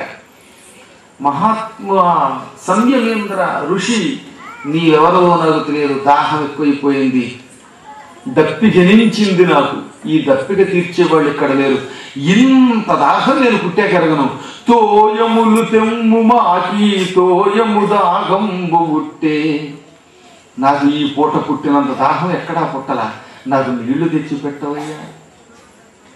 ఈ చుట్టుపక్కల కూడా తోయమ్ము వారు లేరిట, స్నేహితులు కూడా ఎవరూ లేరు. అయ్యా నీళ్లు, బాబోయ్ నీళ్ళు అన్నాడు. ఆయన అలా కళ్ళు మూసుకున్నాడు. మా చిన్నప్పుడు పాలు పోయించుకోవడానికి వెళ్ళేవాడు. ఎప్పటికి మళ్ళీ ప్యాకెట్లు ఇంటికి వచ్చి పోసేవారు కాదు. అప్పుడు మాకు దేవి లేదు పక్కన. అందుకని ఈ జీవి దేవి లేని రోజుల్లో చెంపుచ్చుకుని తపేళ పాలకిని మజ్జికి 8 ఏళ్ళు 6 ఏళ్ల వయసులో అనమాట. ఒక ఆవిడ ఉండేది పాపం, వాళ్ళ ఇంట్లో పోయించుకునేవాడు. పాలలో కూడా సేరు రూపాయి పాలు పావలా పాలు ఉండేవి అన్నమాట. రూపాయి పాలు అంటే ఏంటంటే 3 వంతుల పాలు 1 వంతు నీళ్ళు. ₹1 పాలు అంటే సేరు పాలు సేరు నీళ్లు. పావలా పాలు అంటే 3 వంతులు 4 వంతుల నీళ్లు, 1 వంతు కొంచెం పాలు, ఇంటి పిల్లలతో పాలు అన్నమాట. అందుకని ఆవిడ జపం చేసుకుంటూ ఉండేది. విభూతి పెట్టుకుని పాపం గంగా భాగీరథి దిగమంటారు. ఆవిడ జపం చేసుకుంటూ కూర్చుంటూ నన్ను చూసి, ఇదిగో సంస్కృతం మాస్టర్ చలపతిరావు గారు అబ్బాయి ఇచ్చారు, ఆ పాలు పాడలే, ఆ పాలు అంటే ఇంటి పిల్లలతో పాలు మిగతా నీళ్ళు అనమాట. శ్రీరామ్ ఏండే పంతులు గారు బాగున్నారా, మీరు బాగా పద్యాలు చూస్తున్నారని విన్నాను, ఏదంటే శ్రీరామ్ ఏమోయ్ పాలు అని చెప్పి పోయించింది. సరే పాలు పోయించిన తర్వాత ఈవిడికి ఏదో గుర్తుకొచ్చింది అనమాట. మంత్రి గారు అసలు పద్యాలు వచ్చి చెప్పకూడదు ఎక్కండి. ఏడాదికి ఒకసారి ఒక పావులో మీ చేతిలో పెట్ట, ఏడాదికి పావులో పెడుతుంటా. నేను ఏడాది పాటు పాఠాలు చెబుతాను ఇంట్లో పిల్లలకి. ఏడాదికి పావలా మంచి ఎవడో మరి ఆతృతం దానకొండుగా వచ్చి దగ్గిచ్చింది నాకు, నా అదృష్టం. అంటే అలాగే లేనమ్మా. మరి మర్చిపోకండి, ఒకవేళ పావలా ఎవరైతే అనుకోకండి, మీరు పంతులు కదండి, డబ్బుల కోసం ఆశిస్తారు ఏంటండి. మేము పావలా ఇష్ట మొత్తం పట్టుకెళ్తారా ఇంటికి చివరికి అది కూడా ఇవ్వదు. అది ఏడాది తర్వాత పావలా కూడా లేదు. అది ఏడాది తర్వాత మొత్తం మీరు ఆ మొత్తం మీరు ఇస్తే పుచ్చుకుంటారు ఏంటండి. మీరు ఇస్తే పుచ్చుకుంటారా అని. ఇదిగో ఇలాంటి వాళ్ళు కాసేపట్లో వంకాయ కూర టెంకాయ పట్ల ఇంట్లోనే పడ్డవాడు ఈ చెప్పని చేస్తూనే ఉంటుంది ముక్కు. ఏడే ఇది అమ్మగాడు పాడాలి, కోడలు చెడబడ తిట్టే పొయ్యి మీద మాడిపోతున్నాయే, మిర్చి కుర్చీ మాటలో ఉన్న బజ్జీలు మాడిపోతున్నాయండి. ఇన్ని వ్యాపకాలతో చేసే ధ్యానమా అన్నాడు కబీర్దాసు. మాలాతో కరమే ఫెరై జీపు ఫెరై ముఖమాహి మరువాతో దశదిశ ఫెరై యహతో సుమిరను నా. ఈ జపమాల చేతిలో అలా తిరుగుతూనే ఉంటుంది, నోట్లో రామ్ అంటూనే ఉంటాడు. మరువాతో దశదిశ ఫెరై మనస్సు దశ దిశలు తిరుగుతూనే ఉంటుంది, అన్ని చోట్లకి తిరుగుతూనే ఉంటుంది అనమాట. ఇదే స్మరణ అంటే. చాచా ఇది కొంగ జపమంటారు, భగధ్యానం. ఆ ధ్యానం కాకుండా ఈయన కళ్ళు మూసుకుని నిష్ఠాగరిష్ఠుడై ప్రపంచం మరిచిపోయి పరమాత్మలో లీనమైపోయి ఉన్నాడు. ఆ సమయంలో పరీక్షిత్తు దాహబాగు తట్టుకోలేక మంచినీడు బాబోయ్ అన్నాడు. డీప్ ఫ్రిడ్జ్ లో ఉన్న ఒక బాటిల్ తెండన్నాడు. తేడా ఎన్నిసార్లు పిలిచినా పరకపోతే మండిపోయింది దీనికి. నిజానికి ఆ ఋషీశ్వరుడు తపస్సులో ఉన్నాడనే విషయం తెలియక దురదృష్టం కలిపురుష ప్రభావం అయితేనేం దాహబాధ అయితేనేం అన్నీ పనిచేశాయి. కన్నులు మూసి బ్రాహ్మణుడు గర్వముతోడు తనున్నవాడు చేసన్నలైన రమ్మనడు చల్లని దాహము తేడు. ఈ బ్రాహ్మడికి ఎంత గర్వం, కళ్ళు మూసుకుని జపం చేసినట్టు నటిస్తాడా? ఇంతకంటే గొప్ప తపస్సులు లేరా? ఇంటికి వచ్చిన వాడిని గౌరవించాలని, మంచినీరు ఇవ్వాలని, అన్నం పెట్టాలని కనీసం జ్ఞానం లేని వీడు ఒక బ్రాహ్మడ. ఇలా చేతి సన్నలతో సైగలతో పిలవడు, చల్లని మంచినీళ్ళు ఇవ్వడు, కూర్చోమనడు, 2 పళ్ళు చక్కెరకేళి అరటిపళ్ళన్నా పెట్టడు, కనీసం మెళ్ళలో దండా వేయడు, ఏమీ వేయడు. వీడెవడరా వీడి అహంకారం ఏమిటి, వీడి సంగతి ఏమిటో చూస్తాననుకున్నాడు. అంతకంతకి క్రోధావేశ దుర్దాంత దర్ప విలాసోజ్జల భంగితో వీడికి అవమానం చేయాలని చూస్తే పక్కనే చచ్చిన ఓ పాము శరీరం ఉంది. ఎవడో చంపి పారేశాడు. ఆ దండశోక శవాన్ని, ఆ పాము శవాన్ని ఈ విల్లులా చాచి ఆ వింటికి చివరి కొన ఉంటుందిగా, ఆ కొనతో పైకెత్తి నేను మెడలో కండువ వేసుకున్నానే అలా కండువ వేసినట్టు వేసాక పాముని చక్కగా వేసేసి అయిందా మంచిది ఇమ్మంటే టేక్ కేర్ అని మెడలో ఈ దండేసి వెళ్ళిపోయాడు. ఆ పక్కనే కౌశికీ నదిలో మంచి నీళ్ళు దాగి వెళ్ళిపోయాడు. ఈ నీళ్ళు ముందే కనపడితే ఈ గొడవ ఉండదుగా, అప్పుడు కనపడదు మరి, అదే పోయే కాదు. ఆయన ఇంటికి వెళ్ళిపోయాడు. ఈయన మెడలో పాములో ఉంది, అయినా సరే ఆయన అలాగే కళ్ళు మూసుకు జపం చేస్తున్నాడు. అంటే పాము పడిన విషయం కూడా తెలియలేదుట. ఏం నిష్ఠ, ఏం తపస్సు అండి. ఈ లోపు అక్కడ చూశారు కొంతమంది పిల్లలు, ఆడుకుంటున్న పిల్లలు, మెడలో ఈ చచ్చిన పాము పడ్డం, రాజుగారు వేయడం. ఆ రాజు ఎవరో వాడికి తెలియదు. ఈ శమీకుడికి ఒక కొడుకున్నాడు, వాడి పేరు శృంగి. శృంగములు కలిగిన ఆహోతులు అంటే వాడు అన్నారు పోతన గారు ఆయన వచనంలో. ఒక ఆహోతుకి మదం తప్ప అహంకారం తప్ప ఏమీ తెలియదు. వాడు తపస్సు చేసిన వాడే, కానీ కుర్రాళ్ళలో ఇంద్రియ నిగ్రహము లేకపోతే సంయమనం తక్కువ ఉంటుంది, తొందరపాటు ఎక్కువ ఉంటుంది, ఏం చేయాలో తెలియదు వాడికి. అందుకే కొంత వయస్సు వస్తే కొద్ది అనుభవం వస్తుందన్నారు. 25 ఏళ్ల వయసులో చెప్పే ఉపన్యాసానికి 40sలో చెప్పే ఉపన్యాసానికి గ్యారంటీగా తేడా వస్తుంది. అప్పుడుండే దూకుడు వేరు, తర్వాత వచ్చేది వేరు అనమాట. ఎందుకంటే ఎంతమంది వదులుతుంది లోపు కాళ్ళు లాగేసేవాళ్ళు, అవన్నీ బాగా తిని ఉంటాడు కాబట్టి, రకరకాల దేశాలు కూడా వెళ్ళి చెప్పుదెబ్బలు కూడా అవి తిని ఉంటాడు కాబట్టి ఇవన్నీ ఉంటాయి సహజానికి. అందుకని అనుభవం ఎక్కువ వస్తున్నారు. అందుకే అనుభవం చాలా అవసరం అన్నారు మానవులకి. ఇతరుల యొక్క అనుభవం చూసి మరింత నేర్చుకుంటారు. ఈ శృంగి కుర్రాడు వాళ్ళ నాన్నగారు గొప్పవాడు, వీడికి తెలియదు. వాడి దగ్గరికి వెళ్ళి తక్కిన పిల్లలు, ఆడుకుంటున్న పిల్లలు, ఎవడో మహారాజు వచ్చాడు, రాజు కాదు ఆయన, రాజాదిరాజు చక్రవర్తి అయి ఉంటాడు, ఆ ఘన కిరీటం, ఆ కోదండం, ఆ దండం, ఆ రథం, ఆ చిహ్నాలు చూస్తూ ఉంటే ఒక చక్రవర్తిలా ఉన్నాడు. మీ నాన్నగారిని మంచినీళ్ళు అడిగాడు, ఇవ్వకపోతే మెడలో చచ్చిన పాము మరి బతికిన పాము వేశాడు, మాకు తెలియదు, మేము చూసాము అని చెప్పగానే శృంగికి భయం వేసేసింది. వెంటనే ఆగ్రహము వచ్చింది. ఎవడా రాజు, ఎంతటి దుర్మార్గుడు వాడు, మేమెవరం ఏదో అడవిలో కూర్చుని తపస్సు చేసుకుంటాం, మేము ఎవరి దగ్గరికి వెళ్ళాం. పోము హిరణ్యదానములు పుచ్చుకొనంగా, బంగారం దానం పుచ్చుకోవడానికి పోమే, మాకు ఇది ఇమ్మని ఎవరి దగ్గరికి వెళ్ళి యాచించమే, ఎవరి దగ్గరికి రాని. ఏదో అడవిలో కూర్చుని తపస్సు చేసుకుంటూ పళ్ళు కోసుకు తింటూ ఉంటాం, మా దగ్గర ఉన్న భూమిని దున్నుకుని బతుకుతూ ఉంటాం. అటువంటిది ఎవరితో సంబంధం లేకుండా హాయిగా తపస్సు చేసుకునే మా నాన్న మెడలో పాము వేసిన రాజు ఎవడైనా అవుగాక అంటూ ఆగ్రహోదగ్రుడై శృంగి ఆ క్షణమే ఆ పవిత్రమైన కౌశికీ నదిలో దిగి స్నానం చేసి ఆచమనం చేసి చేతిలోకి నీళ్లు తీసుకుని ఇదిగో ఈ నీళ్లు నేల మీద విడిచిపెడుతున్నా ఈ జల ప్రభావంతో నేటికి 7వ నాడు మా నాన్న మెడలో చచ్చిన పాము వేసిన రాజుగారు తక్షకుడనే పాము కాటు తిని మరణించుగాక, తక్షక విషాగ్ని జ్వాలలకి తక్షణం దగ్ధమైపోదుగాక, దగ్ధుడవుదుడుగాక అని శపించేశాట.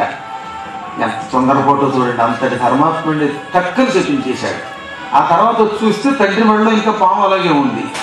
దాంతో ఏడుస్తూ ఇప్పుడు ఆ పాము బతికి ఉందేమో, మా నాన్నని కాటేస్తుందేమో, లేక గాలి తగిలి బతికొచ్చి మళ్ళీ చంపుతుందేమో అనుకుంటూ ఎవరన్నా అక్కడ ప్రారంభంబున వేట వచ్చి ఇతర ప్రారంభ దూరుండునై సూరుండొక్కడు వచ్చిపోయనట. అయ్యో ఎవడో మహారాజు వేటకొచ్చాట, ఈ సూరాదిసూరుట్టువాడు వాడి సూరత్వం తగలబెట్ట మా నాన్న మెడలో ఈ పాముని వేశాడు, ఈ పాము బతుకుతుందేమో లేక బతికే ఉందేమో, మా నాన్నని కాటేస్తుందేమో, రక్షించండి అంటాడు. కదా వాడు నాన్న ఈ పాము తీయచ్చుగా, మళ్ళీ తిరిగితనం శాపం అంటే పెట్టేశాడు. కానీ రక్షించండి అంటాడు. కొంతమంది ఇలాగే ఉంటారు, ఇంటికి పాము వస్తే చంపండి అని నాకు కర్ర ఇచ్చేది ఒక ఆవిడ పిల్లలు బాగుండాలి, అంటే పోతే మధ్యలో నేను బాగుండమాట పాము అది, లేదా పాము చంపిన పాపం నాకు రావాలి. మాకు మాస్టర్ ఉండేవాడు చిన్నప్పుడు. ఆ రోజుల్లో అడవులు కేకారణ్యాలు కదా, 10-15 ఏళ్ల క్రితం వరకు అన్ని కేకారణ్యాలే. ఒరే మీరు అందరూ నాతో భద్రాచలం అడవుల్లోకి రండిరా, మిమ్మల్ని నేను రక్షిస్తా పులి వస్తే అన్నాడు. ఏమిటిట అంటే అడవిలో పులి రాగానే ఆయన కింద పడిపోతాట, ఆయన మీద మేమందరం పడిపోవాలట. అంటే పైన ఎవరుంటే వాడు ఎత్తుకొత్తు పులి, ఈయన కింద ఉంటాట, ఆయన మీద పడిపోవాలట. వీళ్ళు నేను చూడరా పులి నుంచి మిమ్మల్ని రక్షిస్తానని వాడు గొప్ప మాస్టర్లు మరి అదనమాట. అలాగా చుట్టుపక్కల వాళ్ళందరినీ పిల్లల్ని రక్షించండి, ఈ పాము శవం తీయండి, కాపాడండి బాబోయ్ అంటున్నాడు. ఈ ఏడుపులు పెడబొబ్బలకి కళ్ళు విప్పి చూశాడు పాపం శమీక మహర్షి. చూస్తే మెడలో పాము కనపడింది. చేతితో తీసి పక్కన పారేసి నాయన ఎలా వచ్చింది ఈ పాము అన్నాడు. నాన్నగారు మీరేం బాధపడకండి, పాము తీసేశారుగా మీరు, ఇప్పుడు చెబుతున్నా అని జరిగిందంతా చెప్పి ఆ రాజుని శిక్షించా 7వ రోజు సూర్యాస్తమయం అయ్యాక చచ్చిపోతాడండి వాడు అన్నట్ట. అరే శపించేసావా అని దివ్య దృష్టితో శమీకుడు చూశాడు. ఆయన పరీక్షిస్తున్న అర్థమైంది. ఎంత పొరపాటు చేశావురా మూర్ఖుడా, అయ్యయ్యో ఇంతకంటే పాపం మరి ఎవడో చేయలేడు. ఆ మహానుభావుడు చిన్నప్పుడే జుట్టంతా ముఖం మీదకి వేళ్లాడుతూ ఉండగా, పాకుతున్నప్పుడు నడుస్తున్నప్పుడు కృష్ణ కృష్ణ అనేవాడు. తల్లి కడుపులో ఉండగా అశ్వత్థామ వేసిన బాణంతో చచ్చిపోతే కృష్ణుడు బతికించాడురా. ఆయన ధర్మమూర్తి, పరమ పూజ్యుడు, ఆయన ఉండబట్టే కలిపురుషుడు విజృంభించరా. నాయన నువ్వు చేసిన పాపం వల్ల ఎంత అన్యాయం జరుగుతుందో తెలుసా. ఆ రాజు చావగానే పొంచి ఉన్న కలిపురుషుడు విజృంభిస్తాడు. అప్పుడు ఏ ఊళ్ళో చేసిన దరిద్రపు అన్యమతాలు వచ్చి వ్యాపింపబడతాయి. అప్పుడు ప్రభుత్వాల్లో ఉన్నవాడు పాడైపోతారు, ప్రజల్ని రక్షించేవాడు ఉండడు, స్త్రీలకి పురుషులకి ఎవరికీ దిక్కుండదు. ప్రపంచ ప్రళయాలు వస్తాయి, అగ్నిజ్వాలలు పుడతాయి, సునామీలు వస్తాయి, దునామీలు వస్తాయి, సర్వనాశనం అయిపోతుంది దేశం, అధర్మం ప్రబలిపోతుంది. నువ్వు చేసిన ఒక్క పాప పని వల్ల, ఒక ధర్మాత్ముడు పోవడం వల్ల మొత్తం దేశమే నశించిపోయేలా చేసేసాం తొందరపాటుతో. నన్నయ్య గారు ఈ ఘట్టంలో ఒక పద్యం రాశాడు. ఇది నన్నయ్య గారి పద్యం అన్నమాట. అక్కడ కూడా ఈ శమీకుడు వృత్తాంతం ఉంటుందిగా మరి. కొడుకు సురుగితో అన్నట్టు ఆయన క్రోధమ తపమున్ జరచును క్రోధమ అణిమాదులైన గుణముల వాపును క్రోధమ సకలంబునకున్ బాధియగున్ క్రోధిగా తపస్వికి జన్మే. క్రోధం తపస్సుని పాడు చేస్తుంది. ఎన్నాళ్ళు కష్టపడి చేసిన తపస్శక్తి అంతా ఒక్కసారి కోపం తెచ్చుకుంటే డాన్ పోతుంది. ఏ పద్మాగర్ గారు తపస్సు చేస్తే ఆయన తపస్సు పాడు చేయాలంటే ఒకటే మాట, మైకి పాడు చేయాలి. ఆయన కోపం రాగానే ఆ తపస్సుకి పాడైపోవాలి. అణిమాది అష్టసిద్ధులు ఆ క్షణమే నశిస్తాయి కోపం వస్తే. క్రోధం అన్నిటికీ వినాశనకారి. కోపం వల్ల పనులు పాడైపోతాయి, కోపం వల్ల శత్రువులు పెరిగిపోతారు. అందుకే తపస్సులు ఎప్పుడూ కోపం ధరించకూడదు. ఒక్క క్రోధం వల్ల మానవుడు సర్వనాశనం పొందుతాడు. అటువంటి మహా భయంకరమైన కోపానికి గురయ్యావా నాయనా అంత పొరపడి. మీకు చెప్పాను లేదు మరి, మీరు కొంతమందికైనా తెలియాలండి కదా. ఒక ఆయన నాలాగే స్టేజ్ మీదకి ఎక్కి ఉపన్యాసం చెప్తున్నాడు.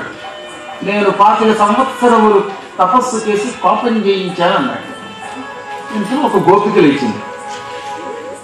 లేచి గురువు గారండి నమస్కారం. నమస్కారం తల్లి, ఆశీర్వచనం అన్నాడు. ఏమండి మీరు 25 ఏళ్ళు తపస్సు చేసి కోపం చేయించారా అన్నాను. ఎస్, నేను 25 ఏళ్ళు హిమాలయాల్లోకి వెళ్ళి తపస్సు చేసి కోపం చేయించాను అన్నాడు. మళ్ళీ అడిగింది అమ్మాయి తిన్నగా ఉండదు. ఏమండి మీరు నిజంగానే కోపం చేయించారని. నేను మొహంలో పెట్టి అవునమ్మాయి మేము కోపం చేయించాం, 25 ఏళ్ళు తపస్సు చేశాను. ఏమండి మీరు నిజంగానే కోపం చేయించారా అండి. 25 ఏళ్ళు తపస్సు చేసి కోపం చేయించారన్నాడు. మళ్ళీ అడిగింది అమ్మాయి 4వసారి. ఏమండి మీరు నిజంగానే కోపం చేయించారా అండి అని బయటికి వచ్చి మరి అడిగింది. ఈ ఒంటికాల మీద రెచ్చిపోయి దిక్కుమల్లి పిల్ల ఏం కాకుండా చూస్తాను, చర్మం తీసేస్తాను ఏమనుకుంటావా. 25 ఏళ్ళు తపస్సు చేసి కోపం చేయించారు హిమాలయాల్లో, నిమిషానికి ఒకసారి కోపం చేయించారు అంటావు. తంత ఏమనుకున్నావు. మేము 25 ఏళ్ళు తపస్సు చేసి కోపం చేయించాం, మళ్ళీ అడిగితే బాగా చేస్తాను. ఇలా ఉంటాయి మన కోపాలు జయించడం. ఎన్నాళ్ళు తపస్సు చేసినా కామక్రోధాదులు జయించడం అంత తేలిక కాదు, అత్యంత భయంకరం. ఆ క్రోధం సమస్తానికి బాధి అవుతుంది. అందుకే తపస్సులు క్రోధం పొందరాదు. అటువంటి క్రోధానికి గురైపోయి క్షణికోద్రేకంతో ఒక మహానుభావుని పాడు చేసేసావు కదా. సరే, ఇప్పుడైనా మించిపోయింది లేదు. ఆయనకి శాపం ఇచ్చిన విషయం మనం కబురు పెడదాం. అప్పుడు ఆయన జాగ్రత్త వహిస్తాడు. వారం రోజుల్లో చచ్చిపోతానని తెలిస్తే ఎవడైనా ఏం చేయాలో చేస్తాడు కదా అని కొంతమంది శిష్యుల ద్వారా పరీక్షిత్తుకి వెంటనే వార్త పంపారట. ఏమని, ఓ పరీక్ష నరేంద్ర, నిన్ను మా అబ్బాయి శపించాడు, ఆ వారం రోజుల్లో నీకు మరణం తప్పదు. 7వ రోజు రాత్రి సూర్యాస్తమయం కాగానే నీకు తక్షక సర్పం వల్ల మరణం తప్పదు అని. పాపం పరీక్షిత్తు అనుకున్నాడు, ఏటికి ఓ వేట పోయి, ఎందుకు వేటకు వెళ్ళాను నేను అనవసరంగా. సరే వేటకు వెళ్ళాను. అక్కడికి వెళ్ళాక అటు ఇటు తిరుగుతూ దాహం ఎందుకు తెచ్చుకోవాలి, తెచ్చుకుంటేనివో. మంచినీళ్ళు ఎక్కడో చోట తాగక మునీశ్వరాశ్రమాలు ఎందుకు పోయి తినిపో. అక్కడికి వెళ్ళాక మునీశ్వరుడు మంచినీళ్ళు ఇవ్వకపోతే క్రోధాగ్నికి గురై మెడలో పాము ఎందుకు వెయ్యాలి, వేసి తినిపో. శృంగి ఎందుకు నన్ను శపించాలి. ఇదంతా నా పాపం, నా క్షణికోద్రేకం, నేను చేసిన మహా దుష్కర్మాచరణ వల్ల నేను ఈ కష్టం తెచ్చుకున్నాను. జరిగిందేదో జరిగింది, అది వెనక్కి రమ్మంటే రాదు. పాడైపోయింది వస్తువు, ఇక దాన్ని అతికించలేము. నిజానికి ఈయన మళ్ళీ తలుచుకుంటే శాపం పెట్టగలడు శృంగికి, కానీ శాపం పెట్టలా. ఎందుకంటే భాగవతోత్తముడు, నన్ను శపిస్తాడా వాడు అంతుకు వస్తా అని శపించలేదు. ఎందుకంటే మొదటి నుంచి ధర్మమూర్తి ఆయన. అప్పుడేదో క్షణికోద్రేకం అలా వచ్చింది తప్ప, అందుకని శపించలేదు. ఇక ఇప్పుడు ఒక ఆలోచనలో పడ్డాడు. నాకు వీక్డేస్తుంది మరణం. ఈ వీక్డేస్లో బెంగతో వీక్ అయిపోకుండా భగవంతుణ్ణి ఎలా పొందాలి, ఇది ఆయన ఆలోచన. నిజంగా ఇంకోటి ఎవడనైతే వారం రోజులు చచ్చిపోతామని తెలిస్తే ఏ ఆస్తులు ఎక్కడున్నాయి, తణుకులో ఏముంది, ఉండ్రాజవరంలో ఏముంది, ఏలూరులో ఏముంది, ఇంకెక్కడైనా అమెరికాలో ఏమున్నాయి, ఇటలీలో ఏముంది, ఇవన్నీ తెలుసుకుని అందరికీ వీరునామాలు రాసేయాలి. అంతే కదా, అందరికీ పంచిపెట్టారన్నమాట. పద్మాకర్ గారికి ఇదిగో ఈ ఎకరం రాసేసాం, పీఠానికి ఫలానా వాళ్ళకి ఇది రాసేసాం అని మొత్తం మీద వీరునామాలు రాయాలి. ఆయన అలా రాయలా, చర్చ అవన్నీ నాకెందుకు అనుకున్నాడు. ఆయన అద్భుతమైన తన ఏనుగులు, గుర్రాలు మొదలైన సంపదలన్నీ దానాలు చేసేశాడు. ముందుగా జనమేజయ మహారాజు గారికి పట్టం కట్టేశాడు. ధర్మ పరిపాలన చెయ్యాలి కనుక, రాజు లేకపోతే రాజ్యం నశిస్తుంది కనుక మహానుభావులందరినీ పిలిచి చెయ్యవలసిన దానాలు చేసేశాడు. ఇక ఇప్పుడు నేను 7 రోజులలో మోక్షం ఎలా పొందాలి, దానికి ఏమిటి మార్గం. వెంటనే ఏం చేశాక, అక్కడి నుంచి ఇంకా ఆకూడదు. ఈ నగరంలో ఉంటే భోగాలు లేకపోతే టీవీలు వీటి మీదకి వాసన వెళ్ళిపోతుంది, ఎంత కాదనుకున్నా సరే. అందుకని అక్కడి నుంచి వెళ్ళిపోయాడు. ఎక్కడికి వెళ్ళాడు? తులసీ సంయుత దివ్య పాదయుత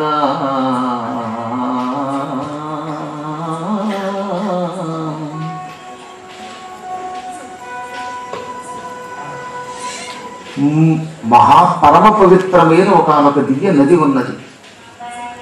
అక్కడికి వెడితే నిరంతరం ఏదో తెలియని ఒక నవ్య అనుభూతి కలుగుతుంది. మురాసురుడు అని పేరు కలిగిన ఒక రాక్షసుడు ఉన్నాడు. మురుడు అంటారు వాడిని చంపాడు కృష్ణుడు. ఆ మురాసురుణ్ణి సంహరించిన విష్ణుమూర్తి పాద పద్మాల నుంచి పుట్టింది ఆ నది. ఆ పాద రజస్వాం కంటే పరమ పవిత్రమా నది. తులసీ సంయుత దైత్యజిత్ పదయుగ స్తోమంబు కంటే మహోజ్జలమై ఎందును నొప్పు గంగకు.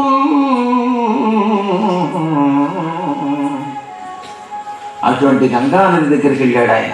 మరిష్యమానుడగుతూ ఇంకా చచ్చిపోవడానికి సిద్ధపడి, నేను చావాలి ఇంకా అనవసరం, బతకడానికి మార్గం వెతుక్కోవడం పెద్ద చేద్దాం, ప్రయత్నాలు చేద్దాం, ఎన్ని చేసినా చావు తప్పదని అర్థమైపోయింది.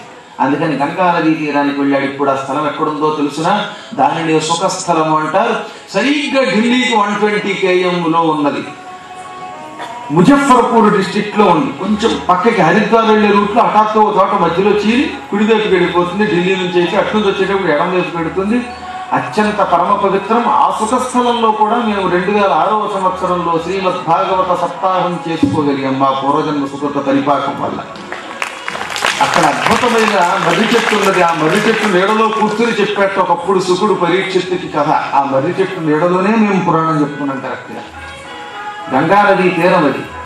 లోపలికి ఉంబోయ మరిష్యమానుడగుతూ ప్రాయోపవేశంబునన్. లోపలికి వెళ్ళాడు అంటే గంగా నది మధ్యలో కొంత పాయ కదా, అది ఇసుక తిన్నె పైకి వచ్చింది. ఆ ఇసుక తిన్నె మీద దివ్య శక్తితో ఒక మందిరం సృష్టించుకున్నాడు. ఆయన మహామహిమ కలిగిన వాడు, క్షణాల్లో తయారు చేస్తాడు. నా ఉపన్యాసం అంటే లాస్ట్ టైం ఏం చేశారు డాక్టర్ గారు, ఒక పూటలో కట్టించేశారు. ఇది మన కళ్ళ ముందే ఇక్కడ ఈ వేదిక కేవలం 2-3 రోజులు ఉపన్యాసం ఏర్పాటు చేయలే. మరి ఆ మహానుభావుడు తపశక్తి ఇంకా గొప్పది కనుక తక్కువ నిమిషాల్లో ఏర్పాటు చేయించుకున్నాడు. అక్కడ కూర్చున్నాడు. ఈ వస్త్రాలన్నీ తీసేసాడు కొట్టించుకున్నాడు లేదు. కాషాయ వస్త్రాలు, పవిత్ర వస్త్రాలు ధరించాడు. తులసీమాలలు వేసుకున్నాడు. జపమాల వేసుకున్నాడు. మెడలో అత్యంత పవిత్రమైన రుద్రాక్షలు పెట్టుకున్నాడు. ఆ సమయంలో ఈ మహానుభావుడు ప్రాయోపవేశం చేస్తున్నాడు. ఆహారం విడిచిపెట్టి 7 రోజుల పాటు శ్రీకృష్ణ, యదుభూషణ, నరసఖ, శృంగార, రత్నాకర వంటి అత్యద్భుతమైన పవిత్రమైన గోవింద నామాలతో తన జీవితం చరితార్థం చేసుకోవాలని భావిస్తున్నాడని గ్రహించి ఆయన దర్శనం కోసం కౌండిన్యాత్రి మరీచి దక్షక తిరాగస్త్యాదాక్షపాదాంగిరస్యాండిల్యక్రతు కణ్వపుత్స భృగు విశ్వామిత్ర మైత్రేయ మార్కండేయాసుని వామదేవ కపిదుర్వాసో బక వ్యాఘ్రపాన్ మాండవ్యాది మహామునులు, నారద, సనక, సనందన, సనత్సుజాత, సనత్కుమారాది దివ్య ఋషులు, ప్రజాపతులు, మహాత్ములు, ఋషులు, మహర్షులు, బ్రహ్మ ఋషులు, దేవ ఋషులు, ఇంద్రియ నిగ్రహం కలిగిన వాళ్ళు, హేమాహేమీలంతా అక్కడికి దిగి వచ్చేశారు భూలోకానికి. కొందరు భూలోకం నుంచి, కొందరు గోలోకం నుంచి, కొందరు స్వర్గం నుంచి, కొందరు వైకుంఠం నుండి, కొందరు పాతాళం నుంచి వచ్చారు. అతల వితల సుతల తరాతల రసాతల పాతాళాది లోకాల నుంచి, భూలోక, భువర్లోక, సువర్లోక, మహర్లోక, జనలోక, గోలోక, తపోలోక, సత్యలోకాల నుంచి అక్కడ ఇక్కడ అనే తేడా లేకుండా కేవలం పరీక్షిత్ దర్శనం కోసం, పరీక్షిత్తుకి ధర్మం చెప్పడం కోసం వచ్చాడు. అసలు రహస్యం మరొకటి ఉన్నది. ఎందుకంటే ఇప్పుడు కేవలం పరీక్షిత్తును చూడటం కాదు, ఆయనకేదో చెప్పడానికి కాదు. ఈ పరీక్షిత్తు మరి కొంతసేపట్లో భాగవతం వినబోతాడు. ఆ భాగవతం ఆయనకి చెప్పడానికి కూడా ఒక మహాపురుషుడు వస్తాడు. ఆ మహాపురుష దర్శనం చేయడానికి, ఆ పురుషుడి ద్వారా భాగవతం వినడం కోసం ఆశతో నారదాదులు వచ్చారు. దాన్ని బట్టి రాబోయేవాడు ఎవరో ఆలోచించండి. ఆ పురుషుడు, రాబోయే పురుషుడి ద్వారా భాగవతం వినడానికి ఎంతమంది వచ్చారట, నా కోసం మీరు వచ్చినట్టుగా. ఈయనకి రకరకాల కబుర్లు చెబుతున్నారు వచ్చిన వాళ్ళు. ఏమయ్యో 7 రోజులు అంటున్నావు, వీలునామాలు రాసేసావా అంటున్నాడు ఒకడు, రిజిస్ట్రేషన్ తొందరగా చేయించు స్టాంప్ డ్యూటీ పెరుగుతుంటాడు ఒకడు. వచ్చేవాళ్ళలో ఇలాంటి వాళ్ళు కూడా ఉంటారు కొంతమంది. మరి కొంతమంది అంటున్నారు అబ్బోళ్ళని కథలు ఉన్నాయి కదా అవి తిను, అసలు బెంగెందుకులే హాయిగా ఆవు పాలు తగు అన్నపోసు తిని ఇడ్లీ తిను పూరీ తిను అంటున్నారు. ఎవడి దారిని ఒకడు ఏదో చెబుతున్నారు. అదేమీ కాదు, నాకు 7 రోజుల్లో మోక్షం కావాలి చెప్పండి అంటున్నాడు. ఆ సమయంలో దేహము నిత్యము కాదని, దేహము నిత్యము కాదని మోహము తెగగోసి సిద్ధము నివర్తనుడై గేహము వెలువడు నరుడోత్సాహముతో చందు ముక్తి సంపదననగా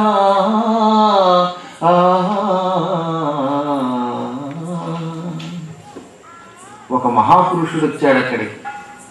ఆయన ఏమంటున్నాడు, ఈ శరీరం శాశ్వతం కాదు, ఇది నిత్యం కాదు, అసలు దీని పేరే శరీరం. శీర్యతే ఇది శరీరం, నశించిపోతుంది కనుక దీనిని శరీరం అన్నారు. అందువల్ల ఇవాళుండి రేపు నశించిపోయే ఈ శరీరం శాశ్వతం కాదు మహాపురుష. మోహం వల్లే ఈ శరీరంలో ప్రవేశించి నశించిపోతున్నాడు జీవి.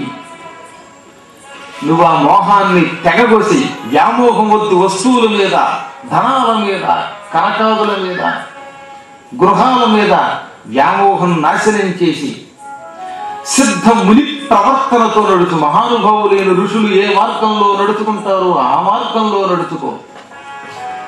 అప్పుడు ఇల్లు విడిచిపెట్టేసి ఉత్సాహంతో మోక్షాన్ని వెతుక్కుంటూ దివ్య భూములకు వెళ్ళిన వాడు సిద్ధపదం పొందుతాడు, శాశ్వత శ్రీ కైవల్యం పొందుతాడు.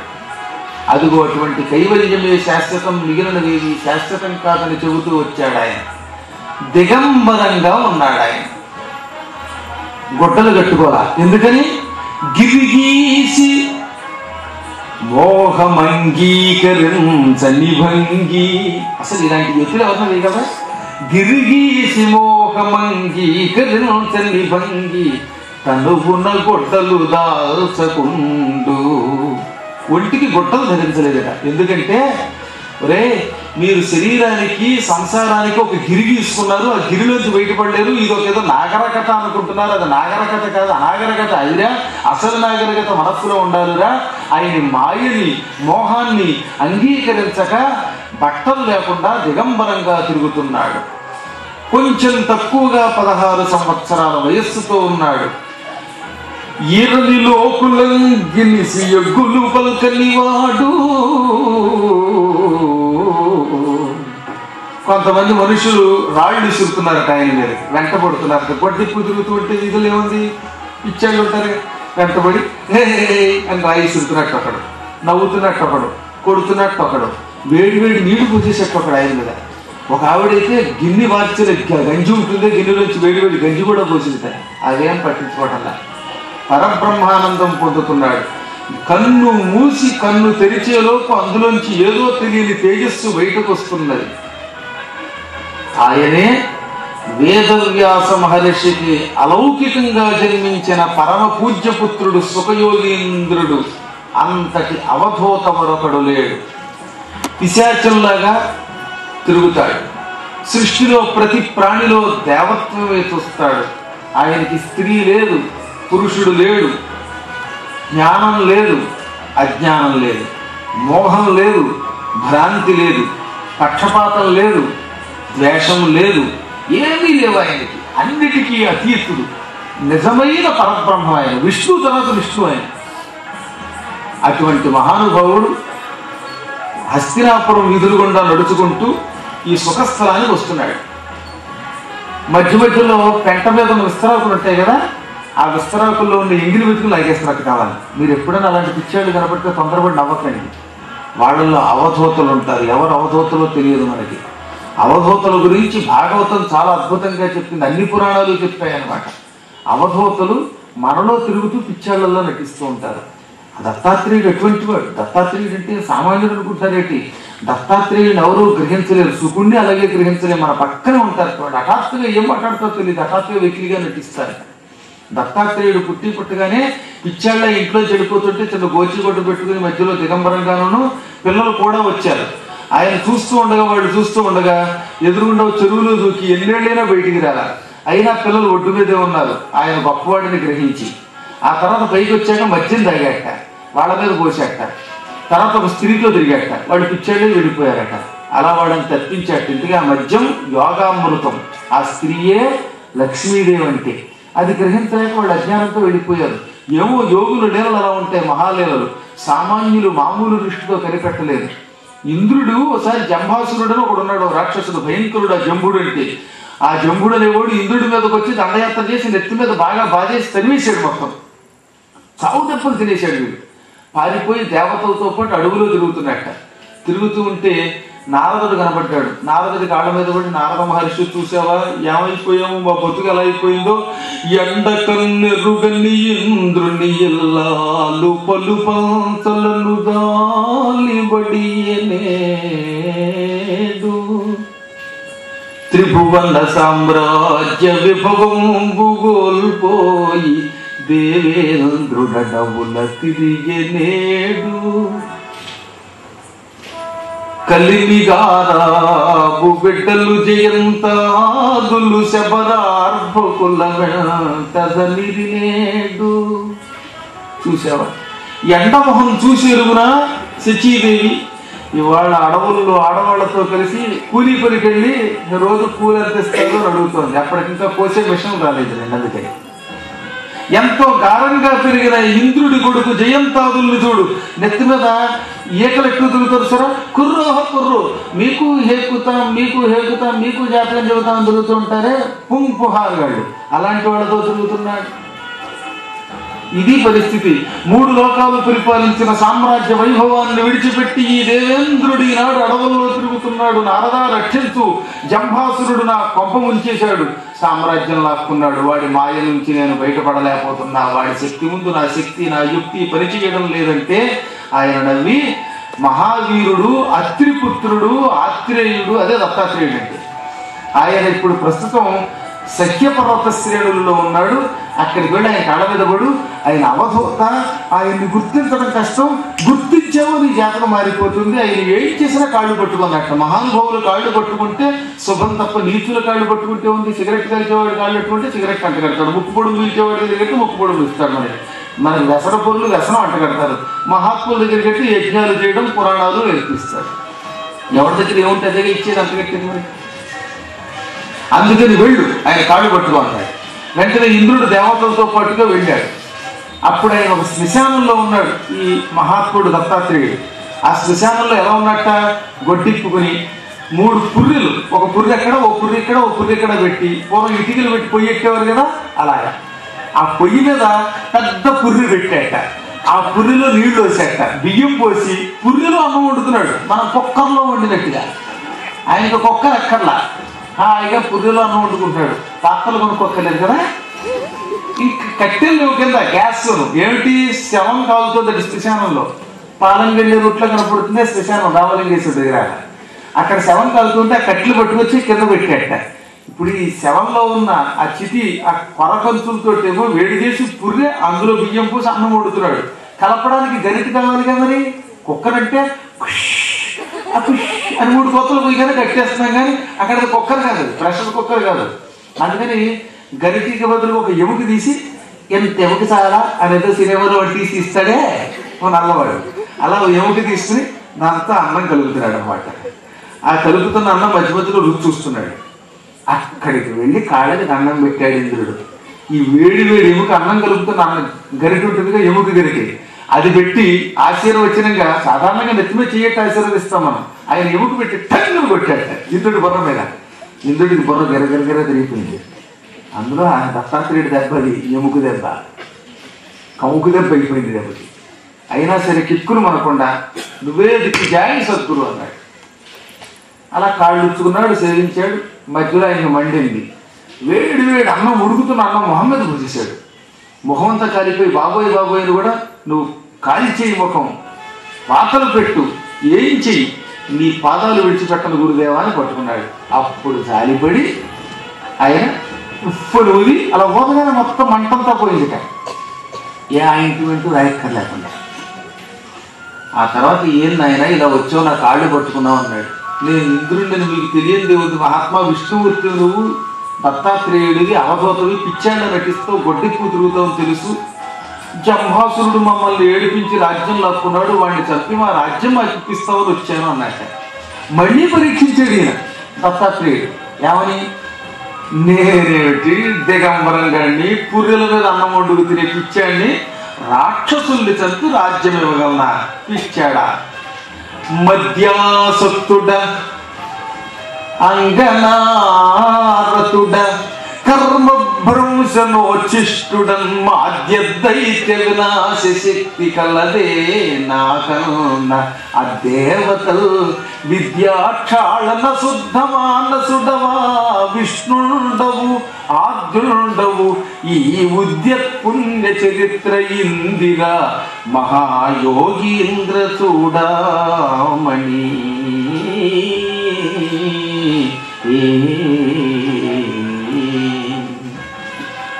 ఏమయ్యా, నేను తాగుతున్నాను నీ ఎదురుగుండా, ముంతలో ఏదో కూర్చుని మద్యాసక్తుణ్ణి, పక్కన స్త్రీ ఉంది ఆవిడతో తిరుగుతున్నా, ఇక వేద కర్మలు చెయ్యను, నావన్నీ నీచ కర్మలు, భయంకర పరాక్రమం కలిగిన జంభుడి వంటి రాక్షసుని నేనేం చేయగలను, నా వల్ల కాదన్నట్ట. అప్పుడు వెంటనే వెళ్ళి ఇంద్రాది దేవతల కాళ్ళ మీద పడి, మళ్ళీ మోసం చేస్తున్నావయ్యా, ఆత్మవిద్యతో మనస్సుని పవిత్రం చేసుకున్నవాడివి, ఆత్మవిద్యా స్వరూపుడివి, శ్రీ విద్యా స్వరూపుడివి, ఆది విష్ణువువి, మహాత్ముడివి, ఈ పక్కనున్నావిడ ఇందిర లక్ష్మి, నువ్వు యోగి అవధూతవి, ఇక నువ్వు మోసం చేయగలి కాళ్ళు గట్టిగా పట్టేశాడు. అప్పుడు ఆయన అసలు రూపం విష్ణు రూపం ధరించి, నిజంగా నన్ను ఎవరు గుర్తించలేదు, పిచ్చాడిలో ఉంటాను చెప్పాడు ఆయన. నగరాల్లో తిరుగుతా, తణుకులో ఉండరాజవరంలో కూడా తిరుగుతాను, ఎప్పుడో తన పెళ్లి దగ్గర విస్తరాకులు నాకుతా, నన్ను పిచ్చాడు అనుకుని నా మీద కూడా మొత్తం విసర్జన చేసిపోతూ ఉంటారు, అప్పుడు నా కాళ్ళు పట్టుకుంటే వరాలు ఇస్తానన్నాడు. ఇప్పుడు అర్థమైంది ఎందుకు చెప్తాను అనమాట. ఎప్పుడైనా ఏ ఓవర్ బ్రిడ్జి దగ్గర గొడ్లెక్కు తిరిగే పిచ్చాడు, మీరు పిచ్చాడు అనుకోకండి, ఏమో అందులో పిచ్చాడు ఉండొచ్చు, దత్తాత్రేయుడు ఉండొచ్చు. అయితే దండం పెట్టండి దూరం నుంచి, లేదా మాట్లాడకండి, అంతేగాని అసహించుకోకండి, నవ్వకండి, గడ్డెత్తున్నాడే అనకండి, అది ప్రమాదం, వాడు చెప్పించిస్తాడు, అది ఇబ్బంది. అప్పుడు ఆయన దేవతల్ని రక్షించాడు, జంభాసురుడు చెప్పాడు. ఆ కథంతా డాక్టర్ గారు మార్కండేయ పురాణం చెప్పిస్తారు కదా, అప్పుడు చెప్పుకుందాం. మారణ మార్కండేయ పురాణం, సంస్కృత మార్కండేయ పురాణం పక్క పక్కన పెట్టుకుందాం. ఇప్పుడు అటువంటి అవధూత స్వరూపుడైన శుకుడి వెంటబడి రాళ్ళు విసురుతున్నారు, అరుస్తున్నారు, కుక్కలు వెంటబడుతున్నాయి, పట్టించుకోవటం లేదు, అవమానాదులకు అతీతంగా వస్తున్నాడు. ఇంకొక రహస్యం ఉంది. ధర్మరాజు గారు చాలా జాగ్రత్తగా వినండి ఈ పాయింట్. ధర్మరాజు అశ్వమేధయాగం చేశాడు, 1 కాదు 3 చేశాడని చెప్పాం కదా మొన్న. అశ్వమేధయాగం చేసినప్పుడు ఆయన కొన్ని లక్షల మందికి అన్నదానం చేశాడు. ఒక్క పంక్తిలో 10,000 మందిని కూర్చోబెట్టావు, ఏకంగా 10,000 పీపుల్ సింగిల్ రో, అంతమందికి ఒకేసారి అన్నం పెట్టేవాడు. 10,000 మంది అన్నం తిని లేవగానే అక్కడ గంట కట్టేట, ఆ గంటని టంగని కొట్టాలి. అంటే ఒక్కసారి గంట మోగితే అర్థం ఏమిటి? 10,000 మంది ఒక్కసారి అన్నం తిన్నారు అని అర్థం. ఒక రోజున హఠాత్తుగా యాగం మధ్యలో ఆ గంట సేపు గన్న గన్న గన్న గన్న టింగ్ టంగ్ టింగ్ టింగ్ టింగ్ టింగ్ అని మోగుతూనే ఉంది.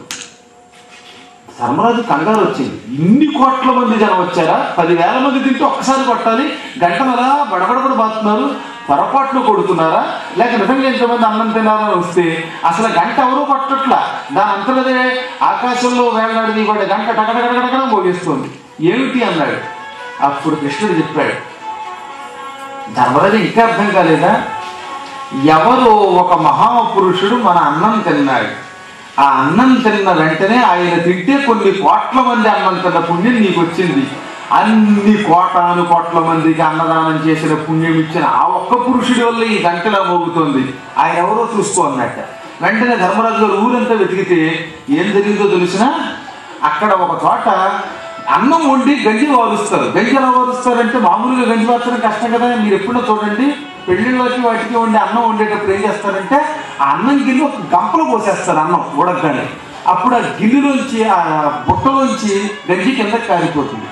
చూసారు ఎప్పుడు ఎలాంటిది మీరు? పెద్ద గంప పట్టుకొచ్చి ఆ గంప కింద ఇటుకలో కట్టెలో పెడతారు, దాని మీద గంప పెడతారు, ఈ అన్నం అందులో పోసేస్తే ఏమవుతున్నాడు, గంజి కింద కారిపోతున్న గుంటలోకి.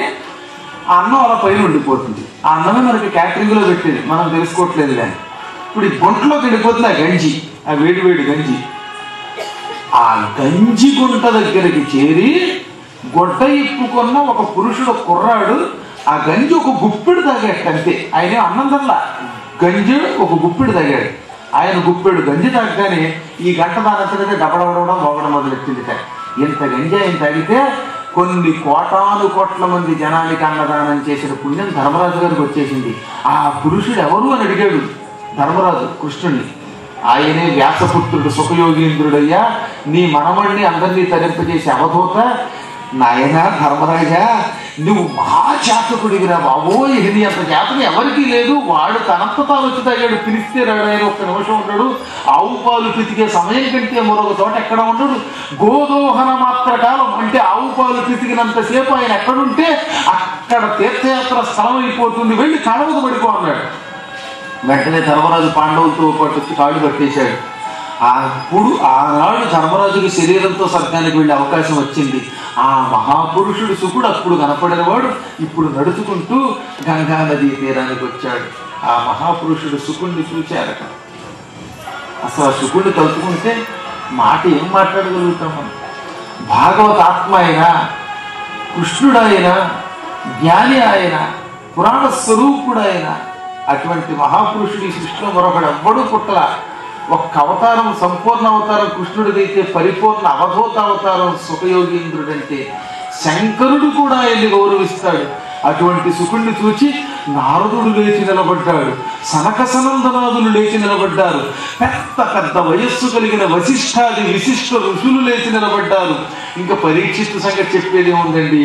ఆ చిన్న కుర్రాడు బాలుడు వస్తే ఇంతమంది లేచి నిలబడ్డాడు. ఆ బాలుడికి నమస్కరించారు, కాళ్ళు కడిగారు, స్వాగతం చెప్పారు.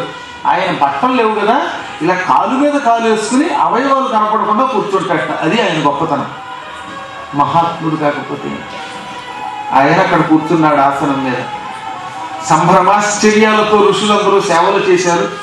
పక్కన నిలబడి ఓ పక్కన భక్తి, మరో పక్కన జ్ఞానం, వెనక వైపు వైరాగ్యం, ముందు వైపు యోగం, ఈ నాలుగు రూపాలతో ఆయనకి ఇలా విసిరికలు విసురుతున్నాయట. భక్తి జ్ఞాన వైరాగ్య యోగములు విసిరికలు విసురుతున్నాయి ఆయనకి, ఫ్యాన్ ఎక్కర్ లేకుండా. అప్పుడు పరీక్షిత్ అన్నాడు, ఏనాటి పూర్వజన్మ సుకృతమో ఎప్పటి పుణ్యమో మహానుభావ, మా అదృష్టవశాత్తు నువ్వు వచ్చావు. ఇప్పుడు అర్థమవుతున్నది, నాకు ఇచ్చింది శాపం కాదు, వరం. ఆ శాపం అనే వరం లేకపోతే ఇవాళ నీ దర్శనం అవుతుందా? 7 రోజుల్లో చచ్చిపోతానని తెలిసిందే కదా నువ్వు వచ్చావు. నీవు వచ్చాక నాకు మోక్షం తప్ప మరే ఉన్నది. ఎప్పుడో ఒకప్పుడు చావ తప్పదు, కానీ 7 రోజుల్లో మోక్షం ఎలా పొందాలో మార్గాన్ని చెప్పమని అడిగాడు. అప్పుడు ఆయన ఏమన్నాడో తెలుసా? రాజా, నువ్వు అదృష్టవంతుడు అన్నాడు ఆయన.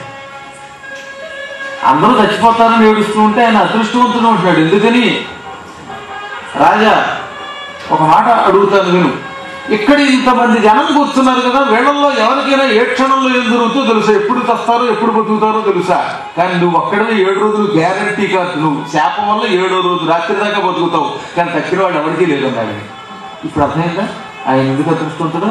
ఆయనకి అడ్వాన్స్గా తెలిసిపోయింది 7 రోజుల్లో చస్తానని. కాబట్టి ఆయుర్దాయం 7 రోజులు గ్యారంటీయే. కానీ మన ఇప్పటిదాకా కబుర్లు చెప్పుకొని ఇంటికి వెళ్ళాక రేపు పొద్దున బిల్డింగ్ కట్టుకుందాం అనుకునేవాడు అసలు వీడు బిల్డింగ్ దగ్గరికి వెళ్తాడో లేకపోతే ఎక్కడికి వెళ్తాడో. అన్నం తినేలోకి ఏమైపోతామో తెలియదు, మనం సున్నం తినేలోకి ఏమైపోతామో తెలియదు, ఏ క్షణంలో ఏమైపోతుందో తెలియదు మనకి. పెళ్లి కుదిరింది ఒక అమ్మాయికి నా కళ్ళ ముందు, నేను ఎరుగుదును. పెళ్లి బట్టలు కొనుక్కోవడానికి షాపుకి వెళ్ళిందండి. ఆశ్చర్యం, షాపుకి వెళుతుంటే ఆ షాపులో బాత్రూమ్కి వెళ్ళి అక్కడ కరెంట్ షాప్ కూడా తెచ్చుకుంది. తెల్లారి పెళ్లి. ఇది మానవ జీవితం, ఏ క్షణంలో ఏం దొరుకుతుందో అడిగి ఏం తెలియదు. కానీ నీ అదృష్టవంతుడవు, 7 రోజుల వరకు మరణ దేవత నీ దగ్గరికి రాదు. మరొక మాట, ఎక్కువ కాలం బతికే కొద్దీ పాపాలు చేయొచ్చు, బుద్ధులు మారచ్చు, ఏమైనా అవ్వచ్చు. ఇప్పుడు 7 రోజులే కాబట్టి పశ్చాత్తాపంతో నువ్వు మోక్షం పొందడానికి ప్రయత్నిస్తున్నావు. నీకు ఒక మాట చెబుతున్నాను. పూర్వం ఖట్వాంగుడు అని ఒక మహారాజు ఉన్నాడు.